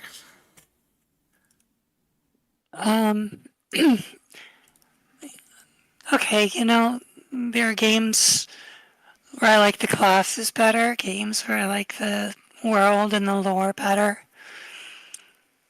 But in the end, when it comes to just being able to hang out with friends in a group, this one was a lot of fun. I enjoyed Troubadour. Mostly, I could just stand back and, buff and debuff and throw music at people, and that was a nice feel. And we had a lot of fun, so I'm going to go with a B for fun. All right. Sarah. Sorry, I'm making jokes at Derek's expense. I need to apologize for that. So this one was tough for me because I hailed from Everquest originally. I never played EQ2 at launch. The first time I played was last summer with you guys when we were just playing for fun, and then this summer when we started up for the streams. Playing with our guild and playing with friends in this game is a lot of fun. It's challenging. The classes are fun. The races are fun. They still have like dungeons that you can do that are interesting and fun. It has all those little things that everybody talked about, like the collections and the lore and legend and language stuff. Crafting, I think they have the best system of any MMO, so it has a lot of good things. But I don't know if it's because it's old and the population isn't there, but the game definitely just feels stale. Like many of you guys have said, oh, this is still my favorite MMO, but you guys aren't playing it. Like, like as soon as it's like, well, we're moving on, there's nobody playing anymore. Everybody's doing their own thing. And then you can't play it anymore. Like, I'd still be playing if people were logging on every weekend, but that's not happening. So once again, we just kind of drift away. Also, the gear in this game is not attractive, and the stats are stupid. So, I gave it a C. Don't be taking my other point. Sorry. That makes it less fun. Like when you're looting stuff, it's like, oh, is it any good? No, this makes sense for nobody. Okay, well, never mind. So, yeah. Sense for nobody. Wasn't always that way. Yep, sniff. That's go. Yeah, like a lot of people say, it's dead if you don't have friends. I think this question is most important if you're starting the game for the first time. Like, is it fun? And as a first-time user, you don't really get great class descriptions. You don't really know what to do there. You log into when you finally you get the tutorial thing, that's fine. It's very standard MMO is the new tutorial places, the newbie zones. pretty standard. But then once you get to the big cities, no one's there. And that's kind of like when you quit the game. When you say that no one's playing it. The guild hall is just like, there are some positive aspects to it, but overall, like the guild hall is just like, it killed the cities, and there's only 2 cities. So the only social aspect is in like the chat windows, and that kind of sucks. World chat. Yeah, and if that's where you get all your player interaction is world chat, where like I don't know if you've noticed, it's not a good world plan. chat is not like right. It's never a good place. It's like Baron's chat. That's the only place where you meet people, and that sucks. So, was it fun? Is it fun? This is the game that is my first MMO. Someone in the chat introduced me to this game. I want this MMO to be the best MMO out of all MMOs. Like, I would give anything to have this be like, oh, this is my home. This is it for me. I love this game, and I do, and I also hate it. And the things they've added over the years, like if you log into live, go ahead and log into live for 10 minutes and try to stick with it. No. And then just logging into, the TLP or whatever it's called, and knowing it's going to turn into that. Do I really want to invest my time into that when I know it's going to turn into this? And not just like in 10 years, like the next expansion is going to suck and the next one's going to suck. And I know they're all going to suck. There are great aspects of this game, like incredible aspects that I really wish other games would pick up. We've talked about a lot of them, but overall, like the bad just like corrupted the good, and it just ruins it for me, and I hate that, but that's how it is. So, I gave it a C, but honestly, I think I have to give it a D. It was the best of times. It was the worst of times. His grade showing down as he's talking. Yeah, reconsidering as also realizing all he said. Also, my favorite class in any MMO, the Coercer. Out of every MMO, my favorite class, and they butchered it. They made it so boring and useless. You're over time. D. Fate, you're up. So it is pretty difficult to not hold the fact that the game isn't dead, but it's dying. It's on its last legs. And let's be honest. It barely has the population to sustain a single TLE server, as well as like live and that sort of thing. And it's difficult to not hold that against the game. Because like in my opinion, this game should have been in the position that WoW is in. It came out at the same time. They both had pretty good receptions at the time, and I think EQ2 was the better game, but a lot of people didn't view it that way, and EQ2 just kind of stumbled along. But having said that, like I had so much fun playing this game again, coming back. It was so much fun, and there's so many different things to do. There's so many different dungeons. There's these cool puzzles in the dungeons. There's all these different quests. There's shinings. There's mentoring. There's heritage quests and language quests, and so many different ways to group and so many different classes to play. There's tons. I don't like the crafting, but a lot of people love the crafting, and so. Even though I don't like it, I know it's a good crafting system because so many people love it. And so there's just so many things for you to do. You do need a group most of the time. But even when you can't find a group, there's still a lot of things to do that are very fun. So I'm gonna give it an A. Some of that might be nostalgia speaking, but even today, the game is still so much fun. Boom. Ari, go. All right, so a lot of what I think I'm enjoying is the nostalgia. The EQ2 when it first came out was absolutely amazing. I mean, yes, it was competing with WoW and all the casual players that WoW attracts, but it was really the best game. And then they started trying to copy WoW because of WoW's success, and that's where it started going downhill, because that was not their market. They had a lot of history to build off of with Everquest, but that also confined them to a certain storyline, which they've done pretty well with.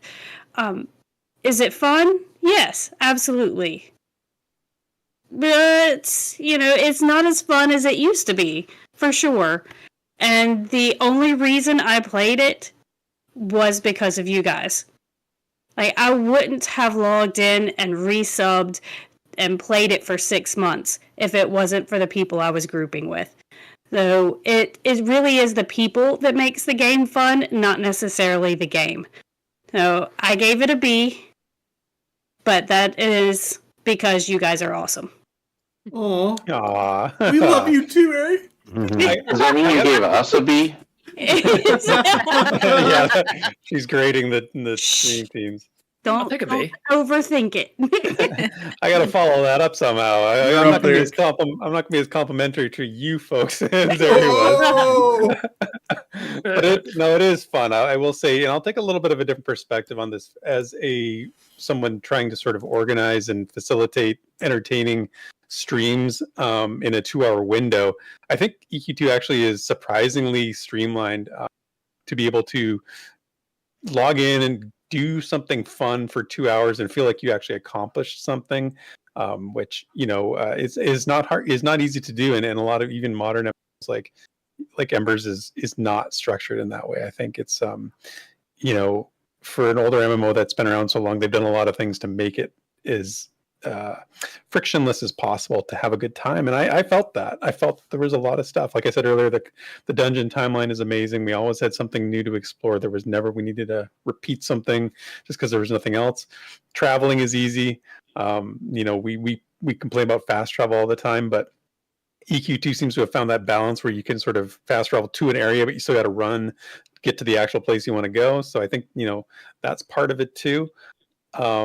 So yeah, and just all the little things too. We'd come across named mobs. We'd come across the high prestige weapons, the items, the armor, all that stuff that we'd find, and that's what makes it fun. Even for those of us that have put in ungodly amount of hours, not myself, but like Desmond. I'll just pick on Desmond a little bit because he was like the expert in our group, and fate has felt to sort of like lead us into what was going on, and even with all that knowledge, still finding things that were like better for what they had already, that just makes it fun, and it's just a good time. So I gave it an A. I always had a good time on our streams, and part of that is the game, part of that is the people, but also part of that is the way it's sort of set up to play now. So yeah, it's an A for me on fun.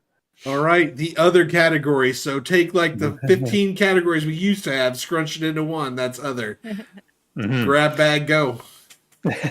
So I want to mention the guild halls because that was brought up. I noticed that for the first time. I actually never noticed that in games before in MMOs, but this time I totally noticed that when we got our guild hall, we were like introverts. We just never left that guild hall. We just stayed in there and never went back into the city. There's no reason to. That was kind of a bummer. So maybe that's something to think about. I'll talk about the graphics and the sound because it's not a category anymore, but I think the graphics are dated, but they look good. They look good to me for dated graphics for what they are. Honestly, and I'll say this, pre-stream you saw, I think that looks better than Pantheon right now. I would prefer this look over what Pantheon's going for right now. But whoa. This is a game from 2004, so I'll just say that. The music's awesome. I love the music so much. It's just like coming home again to a great a lot of nostalgia there, lots of great feels from the music. And then the housing. The last point I had was housing. I think Drac, you were you told us all what housing could be. You showed us what housing could be in this game. You may address me as Drac, the Hall of Fame housing master. That's right. We played this game for 6 months, and you made it into the Hall of Fame. I can't even begin to tell you how amazing that is. What that does, because that's like a crowning achievement. If you're an MMO player, that's a crowning achievement. So I gotta give it props. It's got a lot of good stuff going on in the other category. It's a B. I'm gonna say a B plus. I had B, but I'm gonna actually talk myself into a B plus. Okay. You're talking yourself up, in essence, talking himself down. Yeah, exactly. Ari, go. Well, I don't have a lot to put into other just because I forgot what I was going to say and I didn't write it down. So, I graded it a B for some reason. It is a great game and it's old, so there's a lot of complexity to it. I think a lot of it comes from the amazingness that was EverQuest. And to agree with what somebody said earlier, the bar right now is so low. Like, this is absolutely in my opinion, the best game on the market to be able to be played. And it's good, but it's not great. So, I mean, I don't just, what do you do with that? It's a B. It's a solid B on every part of the game. Yeah. You do this, Ari. You do what we're doing right now. You sit around and talk about a game from 20 years ago. Fate. All right, I think I'm gonna need some of Ari's time here that she gave up. So EverQuest 2 is one big step in the right direction and many, many small steps in the wrong direction. I sense a butt. There's no but. Many small steps in the wrong direction. Oh, so the wrong game direction. started out with like beautiful class identity. You started out like you started out and you just picked a scout, and then you just pick a rogue or whatever the ranger one is. I don't remember, or a bard, and then you picked your actual class, and it gave you so much identity. And then when Desert of Flames came out, they came out with AAs that were really more like talent trees. They could customize your class in there's just these beautiful ways. A swashbuckler could become a shield wielding one-handed monster who could also tank. It was amazing. They have almost everything that was good about the game. They have made less good. Some of it they've just straight up made bad. They've added quest hubs. They've shoved it full of pay to win, with XP pots and buying mounts that give you in-game power too, not just mounts that help you get around the map, which is pretty important, but mounts that actually give you buffs, and inventory space you can buy, and it's just and the AAs now they're just you just have these abilities that you throw points into, and it's just, you guys were complaining about it earlier. That's because they took what used to be these trees that you had to select a tree and you had to go down the tree, and then it made total sense, right? Because and then it built your character for you when you did that, and then now you just have all these abilities that you throw points into, and they don't do anything, and that's terrible. And that's why you get so confused, because you're sitting there and you're looking at it, and it's just a bunch of points, and you're like, where do I spend these points? This doesn't make any sense. Why is it structured like trees when there's not actually trees? Yep. True and story.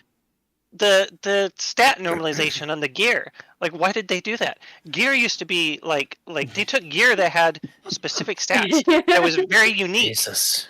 And they just were like, oh, we'll just give it primary stats and then a random blue stat. Literally a random blue stat. Why? Why do that? That just harms the game. And they've just taken step after step after step to make the game worse. And some of those decisions don't even make sense to me. It's like it didn't make the game easier. It didn't make the game more accessible. In some ways, it made the game less accessible. They just did it because it was, I guess, because it was easier for them, easier to balance, easier to create new content with that. And then the worst thing of all is they took the beautiful orchestrated soundtrack and they replaced it with whatever we have now, which is the sad thing is it's still good, but it's not what we used to have. And why even do that? You already had it and you threw it out for something worse. Why did you go through the trouble of making new music when you already had really good music? I don't get it. So my final score is a D. It probably should be an F, but there are still things in the category. The music is still pretty good. The zones, like all these different biomes that they've got, and the game is still fun, but yeah, I give it a D. Essen.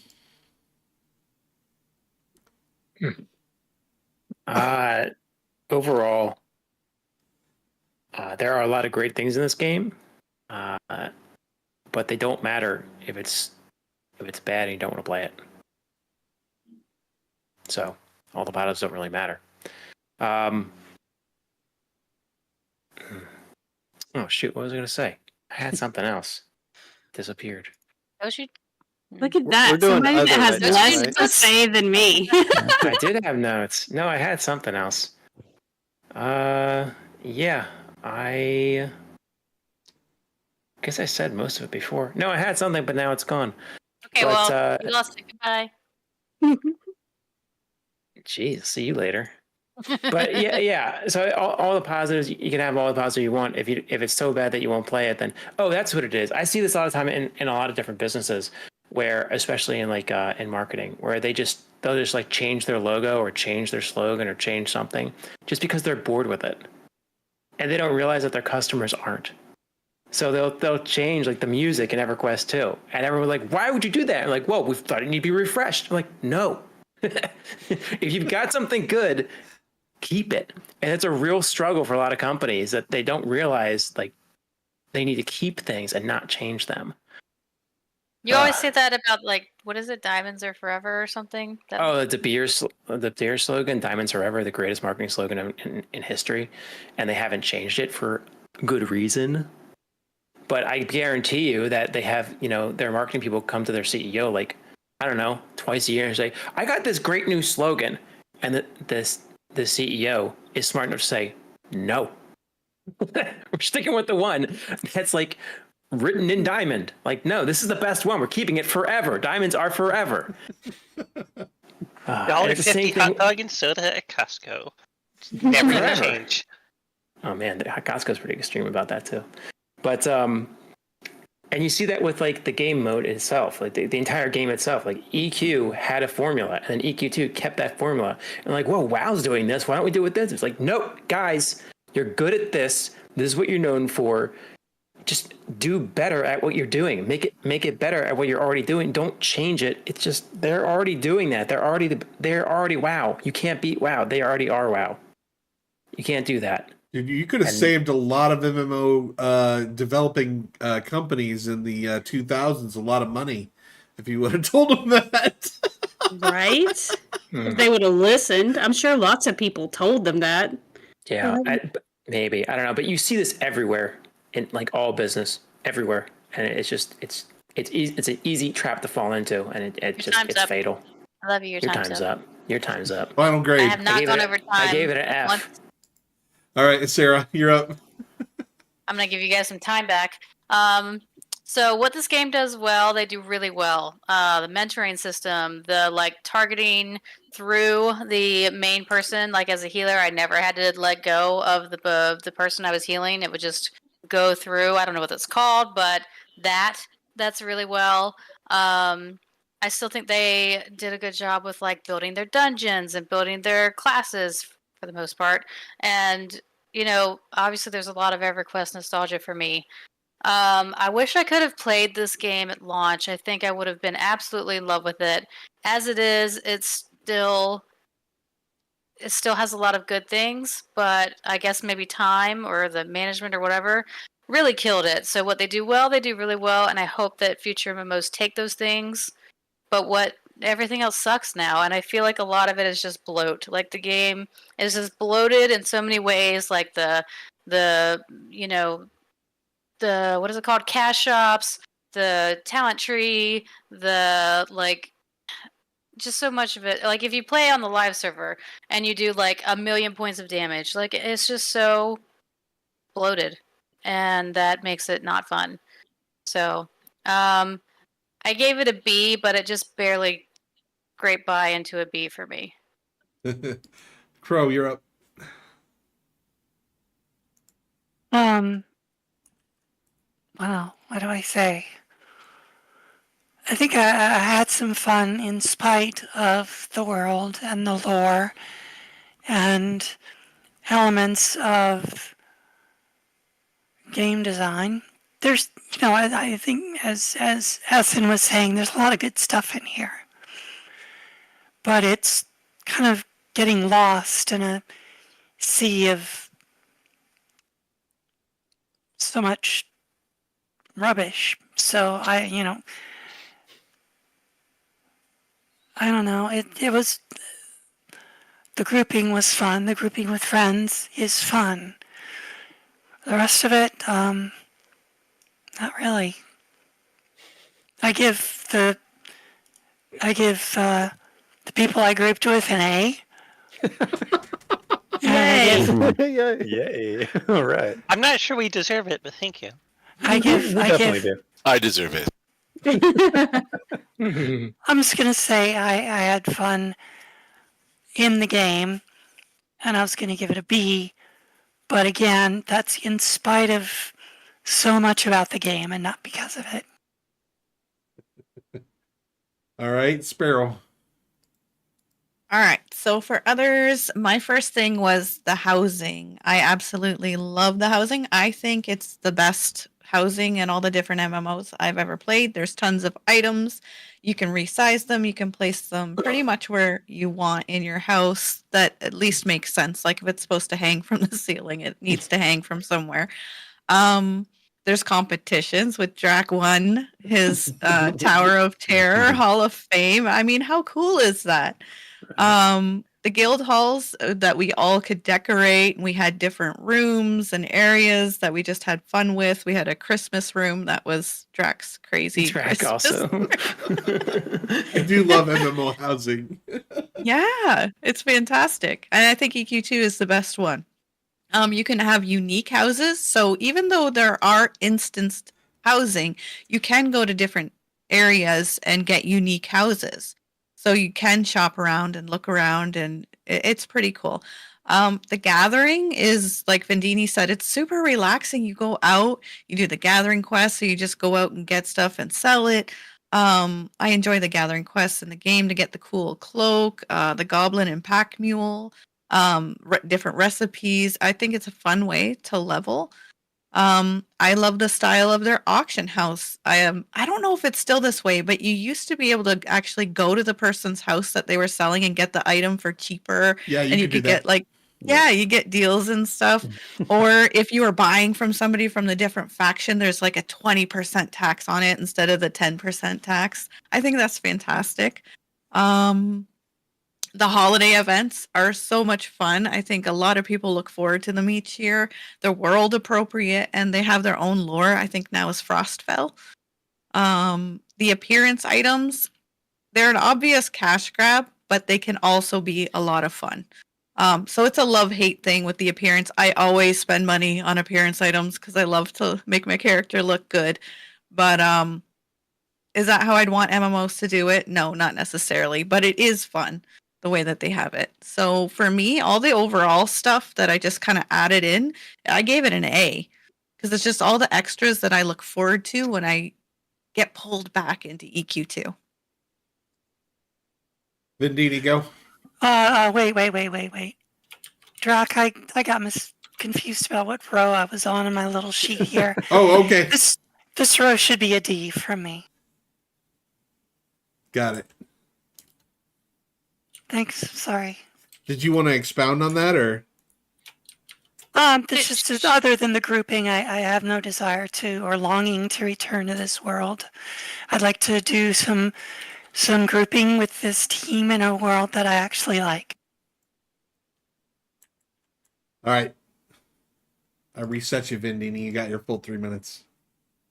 Are you sure it's my turn now? Yes.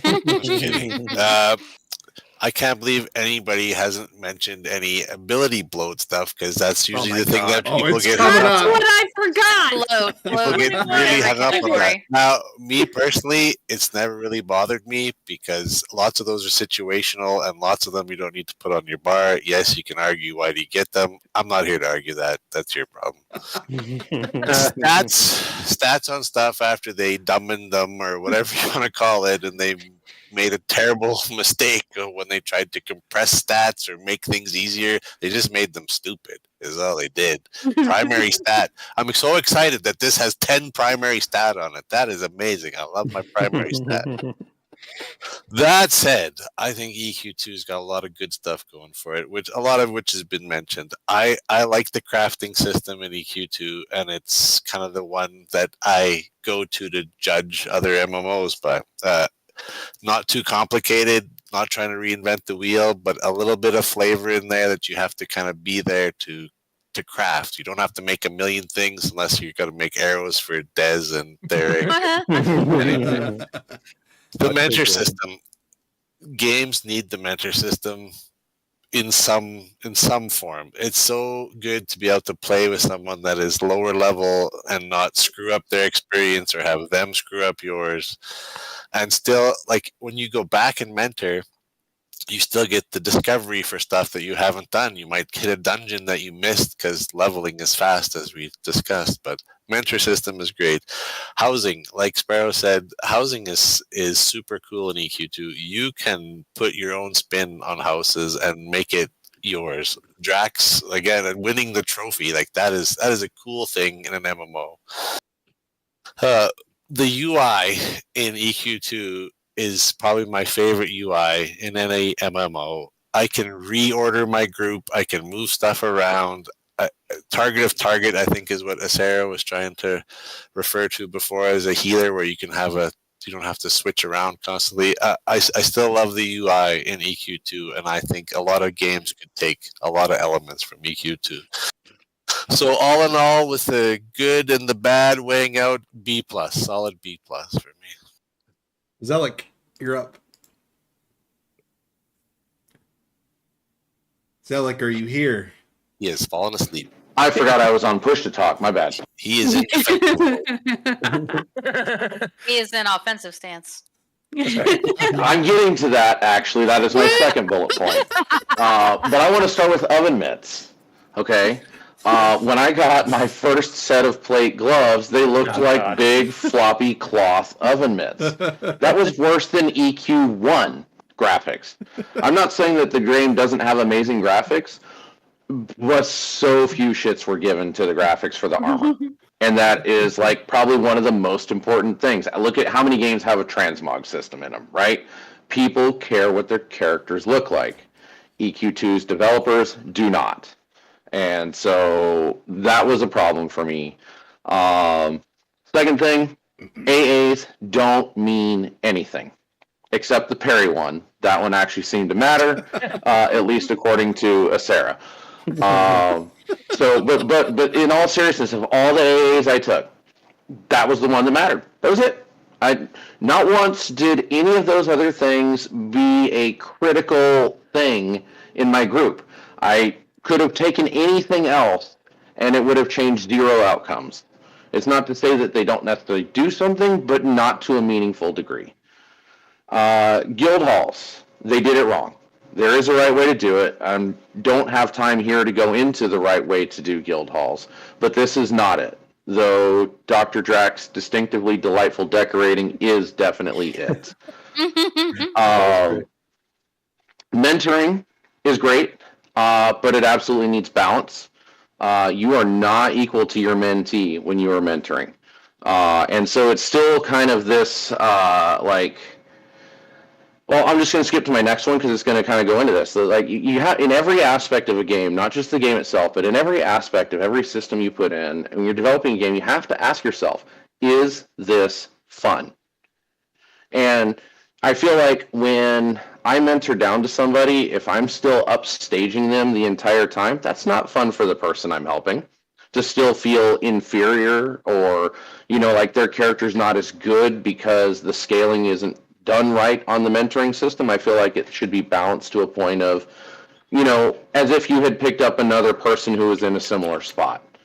And so I think that's a little overtuned in terms of the mentoring system. And I think that question, in so many cases, turned into a financial question, which is the wrong way to go about the game. It's very much Field of Dreams, right? If you build it, they will come.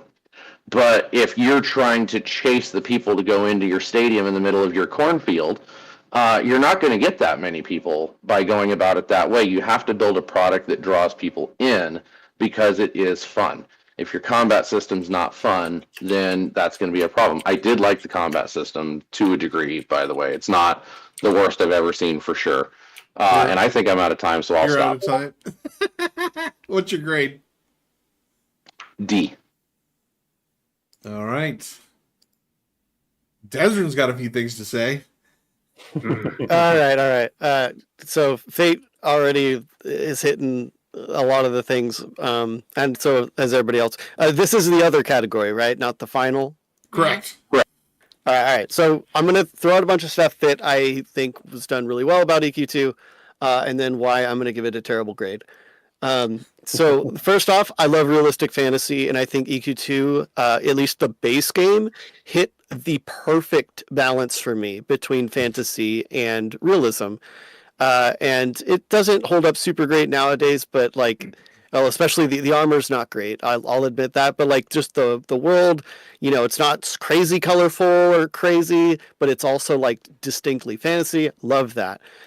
Best UI in MMOs, period. Other MMOs, you would have to mod your game for hours and hours and hours just to get to the point of the default UI of EQ2. It's just simply the best. Mentoring is amazing. Yeah, it's kind of unbalanced, but I'd rather have it unbalanced than not be there. The process of crafting, like the mini game, one of my favorite things ever. Pair that with the great music that came with the old trade skill instances, and it's probably one of the most relaxing activities you can do in an MMO. So they got that. Housing, as you guys said, one of the best, if not the best, housing system in an MMO. So much variety. You can do just about anything. I mean, being able to change floors, walls, ceiling, literally anything. It's fantastic, and there's an amazing community surrounding it. There's just a lot to do in the game. That's a big part of EQ2. Is that if you were so inclined to just log in and hang out and dwell in the world, you would have something to do. I love that. That's just excellent. The transmog system, very straightforward, easy. You put it in a second, paper doll, and that's what you look like. You slaughter in the item. Boom. All right, now, Daybreak sucks.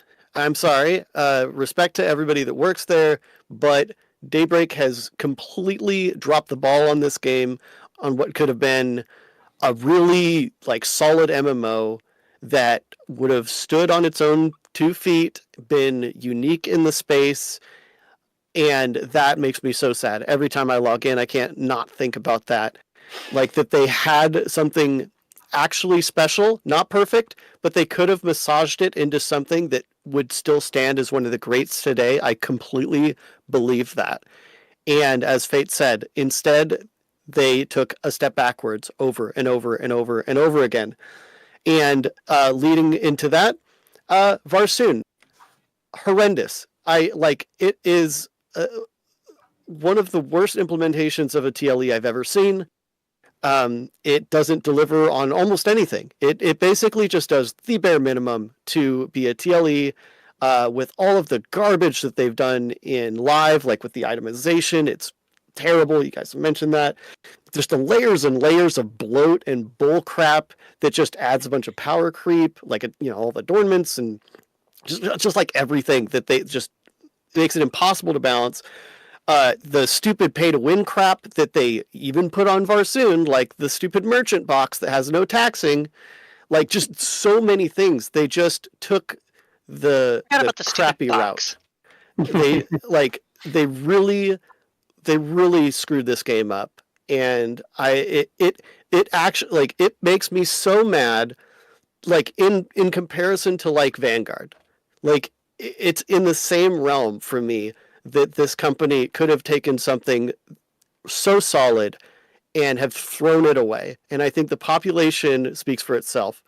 But in spite of all my other grades, that I enjoy playing it when we do play it, the other category of all the other bull crap, even including all the things I liked, it's still a D. Because that is the highest I could give it after all the crap that Daybreak has done to this game. Jack, I misspoke on mine. I meant to say C, even though I did say D. Anything else to add, Des? Nope. So I let's see. Let me get my sheet up because I'm not looking at it. Okay. Just quickly mentioning collections, crafting, housing, faction items, and I said questions, but I meant quests, I guess. Guild progression and itemization is broken. So the first was good. Can't enjoy one place for long. Music is dumb now. So that's my really concise version of all of that, because you guys said all of it already, and which is great. I mean, I'm glad we're on the same page. But the biggest part, and Des mentioned it earlier, is Varsoon. It did not deliver. And if you said, "Hey, the game is the vanilla game and the first 2 expansions," I would have given it A's for everything. And it was because there's rose-colored glasses, I'm sure, involved in that. But looking back at the amount of fun that I have had in the past in this game, that just makes me say that would probably be all A's. But looking at it now, with all those things that are bloated, you guys have mentioned it. I don't need to mention it anymore. It makes they've killed themselves. They've made some suicidal actions, and I just accidentally attacked a skeleton. Speaking of which, running. Yeah. Yeah. So he hit me once, and it took 2/3 of my power. Oops. Okay. So running. Rohan. Oh no, I'm dead. I'm still under 5. So whoa! Oh my gosh! There were 9 things after me. I'm sorry. I'll get back to this. So my final grade is actually still a B. I still had a whole lot of fun. I think. We're on other, right? What? We're still on other. What's your grade on other? Oh, okay. What's other? Yeah. It's a B. Okay, you said final grade, so I didn't know. Oh, I thought you said final grade. Okay, No, I'm sorry. The other grade. I meant other grade is a B. And so there we have it. I don't need to keep going because then I'm just going to take too much time. Go right ahead. All right. So the other things that I loved was EQ2 housing. Loved it. It's not the best. Biased there, Drac? Everybody says it's the best. It's not the best. WildStar has the best MMO housing of all time. WildStar. Oh, Desrin, you and I, we're going to go after this. Other than that, oh, dude, the other is the train wreck category for me, because I put all the crap that this game did to itself, and everybody's covered all the stuff. There's nothing left to chew on, but I'm just going to mention the thing that annoys me the most, which is the stats. Are you kidding me with the stats? You took basic RPG stats of strength, intelligence, constitution, wisdom, and you're like, you know what? Let's just throw all that out the window. We don't even need that anymore. And we're going to go with, I can't even remember what the stats are. Des, what are the stats now? Primary stat and stamina. No. I mean the other. No, after those stats, you get the 4. Oh, the blue stats, like blue multi-attack stats? and haste, and crit chance and potency stuff like and that. all this other random crap. Potency and crit chance. Yeah, and they just hit the random button a bunch of times Dude, on all the gear. What? Why? What? These are beautifully crafted systems of intelligence and like all these wonderful time-tested things, and you're just like, nope, we're better than that. We're just gonna do it our way. And they took items that were unique, dude. and then made them not unique. Yeah, and yeah, and there's no point in getting them anymore. Sorry. It's awful. No, it's fine. F minus for me. The only reason it wasn't a triple F minus is because the housing was so fun, and they gave me an award. So You can buy Drac. So your grade can be I bought. can be bought. If Overall, you would call that bought. overall, this game gets an A minus from me. It's in my top 5 of all MMOs all time. I really enjoyed it. I enjoyed coming back to it. I enjoyed playing it. If everybody stuck around, I'd probably stick around too and play it. But you also have to realize there's the nature of what we do as streaming, right? We have to kind of move on, and do other things. The nature of the MMO 101 is we play MMOs and then we grade MMOs. So it's not we play one MMO and never grade it. So I feel like you said that before. Yes. People could still play it on their own if they wanted to, though. But Yeah, nobody. you definitely have to does. join a guild like Dimos did. So That's why he's still playing. That's why he's still playing. Yeah, there are people that are still playing. So if you want to do hardcore rating, look up Dimos and away you go. So for me, it's an A minus. I don't feel like I have to really expand on that too much. So I will let Mana Rohan go again. Overall, I gave it a 2.6. Now you guys figure out what that means, but I That's a actually, C. That's a C plus. that's a G.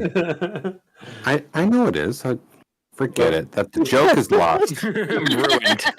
C plus. Well, we I can't know have how nice to. grades. I know how to grade point. I know how to GPA.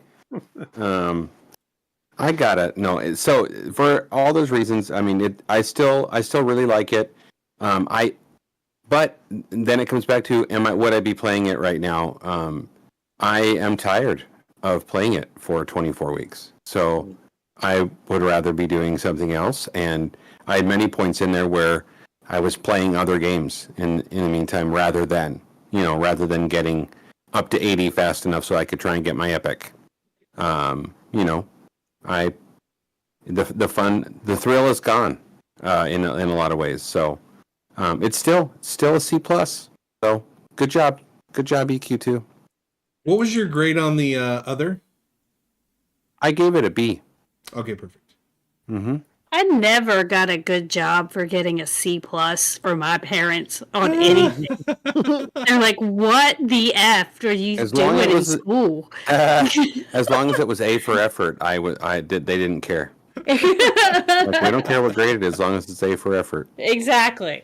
So, Desrin. So overall, well, to make up for going long on my last one, I'll just say I gave it a C plus, which is, I would argue, extremely generous.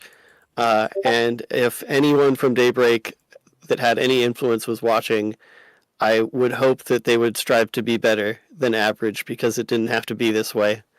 It didn't have to be this way. I had a great time when we were playing. I will say that, and I might be moving on, but it's tough. It's tough to play, and it's tough to leave it, and that's the average feeling of. And this one is a slightly above average game that could have been one of the best.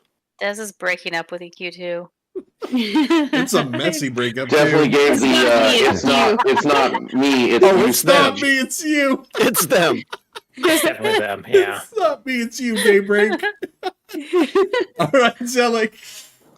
All right, so mathematically, mine comes out to an even C at a 2.0. However, I'm going to give just a little bit of extra credit because there were times that I found myself wanting to actually log in and play outside of the stream, which meant that there was some aspect of it that I'm not quantifying here that, made me enjoy it maybe more than I can simply write down on paper here. And so I will give it the extra 0.33 that it needs to bump it up to a C+, because it did have me thinking about it when I wasn't playing it, admittedly to a very diminished degree, which is a lot more than I can say for a lot of other MMOs. All right. Vendini. Well, as I've previously stated, EQ2 is still my favorite, so we'll still give it the number one spot. That said, it is not a perfect game. it has some issues for sure. That also said, I'm keeping my sub for now. I still plan to play. I'm going to play tomorrow with Daimlos, the evil Daimlos paladin guy. I'm going to hang out with him for a bit. I still have fun when I play. I have fun when I group. It can be a lonely game at times. So again, important to have friends to play with. Important to get a guild if you're going to get the most out of EQ2. B plus, B plus. All right, Sparrow. All right, so for me, there's a ton of nostalgia with it. I just love EverQuest 2. It always calls me back. Every year I end up paying my sub and playing the game. So for me, I think I can avoid most of the things or at least overlook the things that are negative. Like I don't do all the quests if the quests are bugging me, and I just look up my AAs if I don't want to figure out exactly what of the 20 trees to go down. The things that made it a bit lower, maybe there is that lack of staying power. Like it's always the nostalgia that brings me back, but it does wane after a while, and I do go play something else eventually. I'm still gonna go with an A, and I know those are probably rose-colored glasses A, but there's just a warm spot in my heart for EQ2. So an A it is for overall. Bro. I was gonna go with a C overall, but then I remembered that my D was because the only thing I really enjoyed was the grouping, and I don't want. And I think just when I'm grading the game itself, not the fact that it's one of the few MMOs where I can group the whole way, I'm gonna go with a D. All right, Sarah. My cat's pathetic, you guys. Okay, so I did the math, and it comes out to just barely. It comes out to a B, maybe a C plus. But I gave it a couple points also because it's EverQuest, and EverQuest, the original, was my first MMO ever. It was my first love, and even though I never played EQ2, it still has all the things that drew me into EverQuest in the first place, and getting to play EverQuest 2 for the first time was fun, even though it was a really watered down, broken version. Cat. So I gave it a B, but it was a very generous B. And I gave it a B when you compare it to like everything else that's out there right now, which isn't much. Like you guys have said multiple times, the bar is low. So it's a B in comparison to like what my other options are. If I had anything else that was halfway decent, the grade would be lower, and I wouldn't be interested in playing at all. And I unsubbed already and probably won't play again. Essen, who had a I level unsubbed. 80 character before we started. Oh yeah, I mean I've had a character since day one. I download the game and log in every year, and then I open my bags and I log out and delete the game. Yeah, my average is a C, but I like what's going on for A, B, C, D, F. What's below F? I don't know. Triple F minus. Triple F minus. Throw that on there. It's just like, yeah, there's a lot of great things about this game, but like they ruined it. I'm bitter about it. And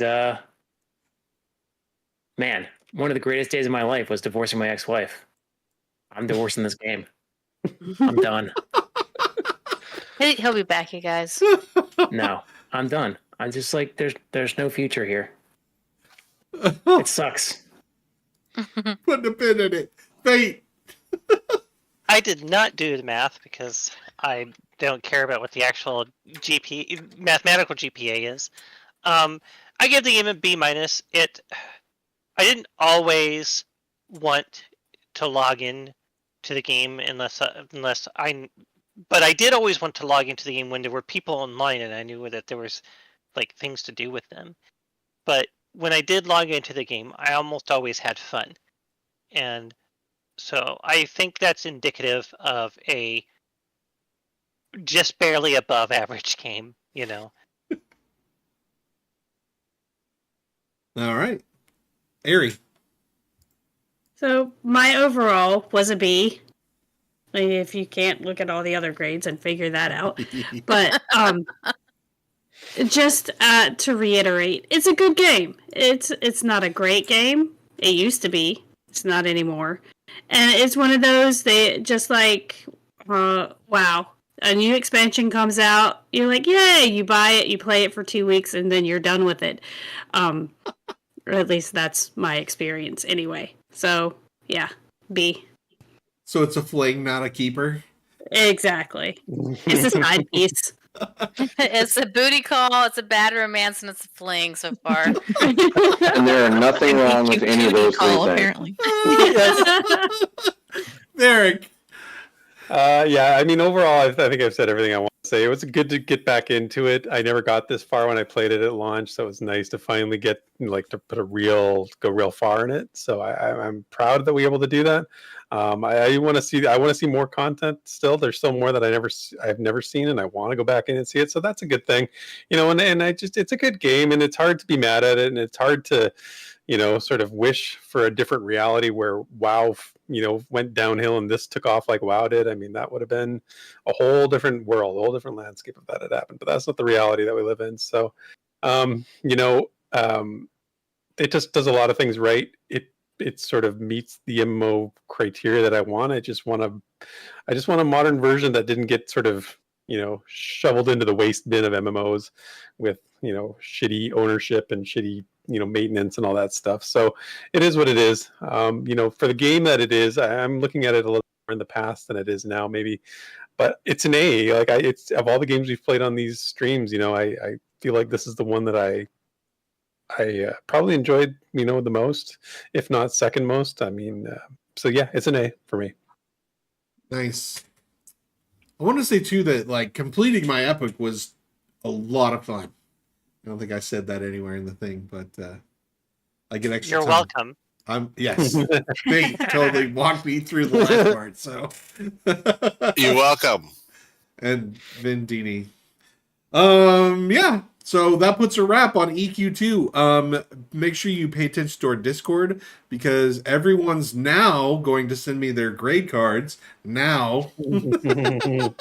And I will make sure to post those. So if you would like to take a look at everybody's individual grades and reasonings, that will definitely be in the Discord. Let me give you the Discord link there.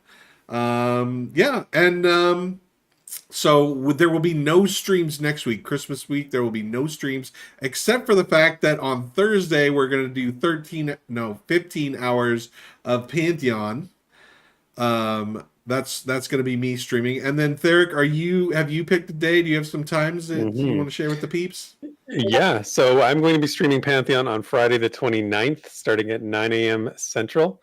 We've got a full group set up, ready to go, and we're going to be hoping, depending on character wipes, we're going to be hoping to start around level 4 or 5, somewhere in there, and yeah, we're going to be streaming 9 to 5, on Friday. 15 hours too? Nah, I'm going to go 8. I'm more of a 9 to 5er. I'm not the long haul trucker like you guys are, but I'll do the best I can, and then we'll go from there. All right. Let's see. Sarah, would you like to do the honors and let everybody know what the MMO 101 will be playing next? Oh, sure. Who, me? Yeah. Who, me? The MMO 101 is going to be playing World of Warcraft Seasons of Discovery on the Horde side. I almost said server. We're going to be bad guys. We're going to be... Oh, gosh, damn it. We're going to be Horde. Bad guy? We're not bad guys? The Horde are not the bad guys, actually. Super bad. Super Yeah. bad.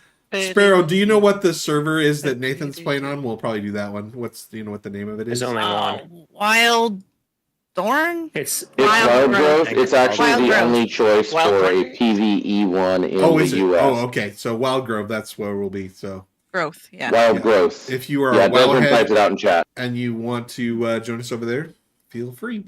Theric, would you like to either designate someone or tell everybody what you're going to be doing for next?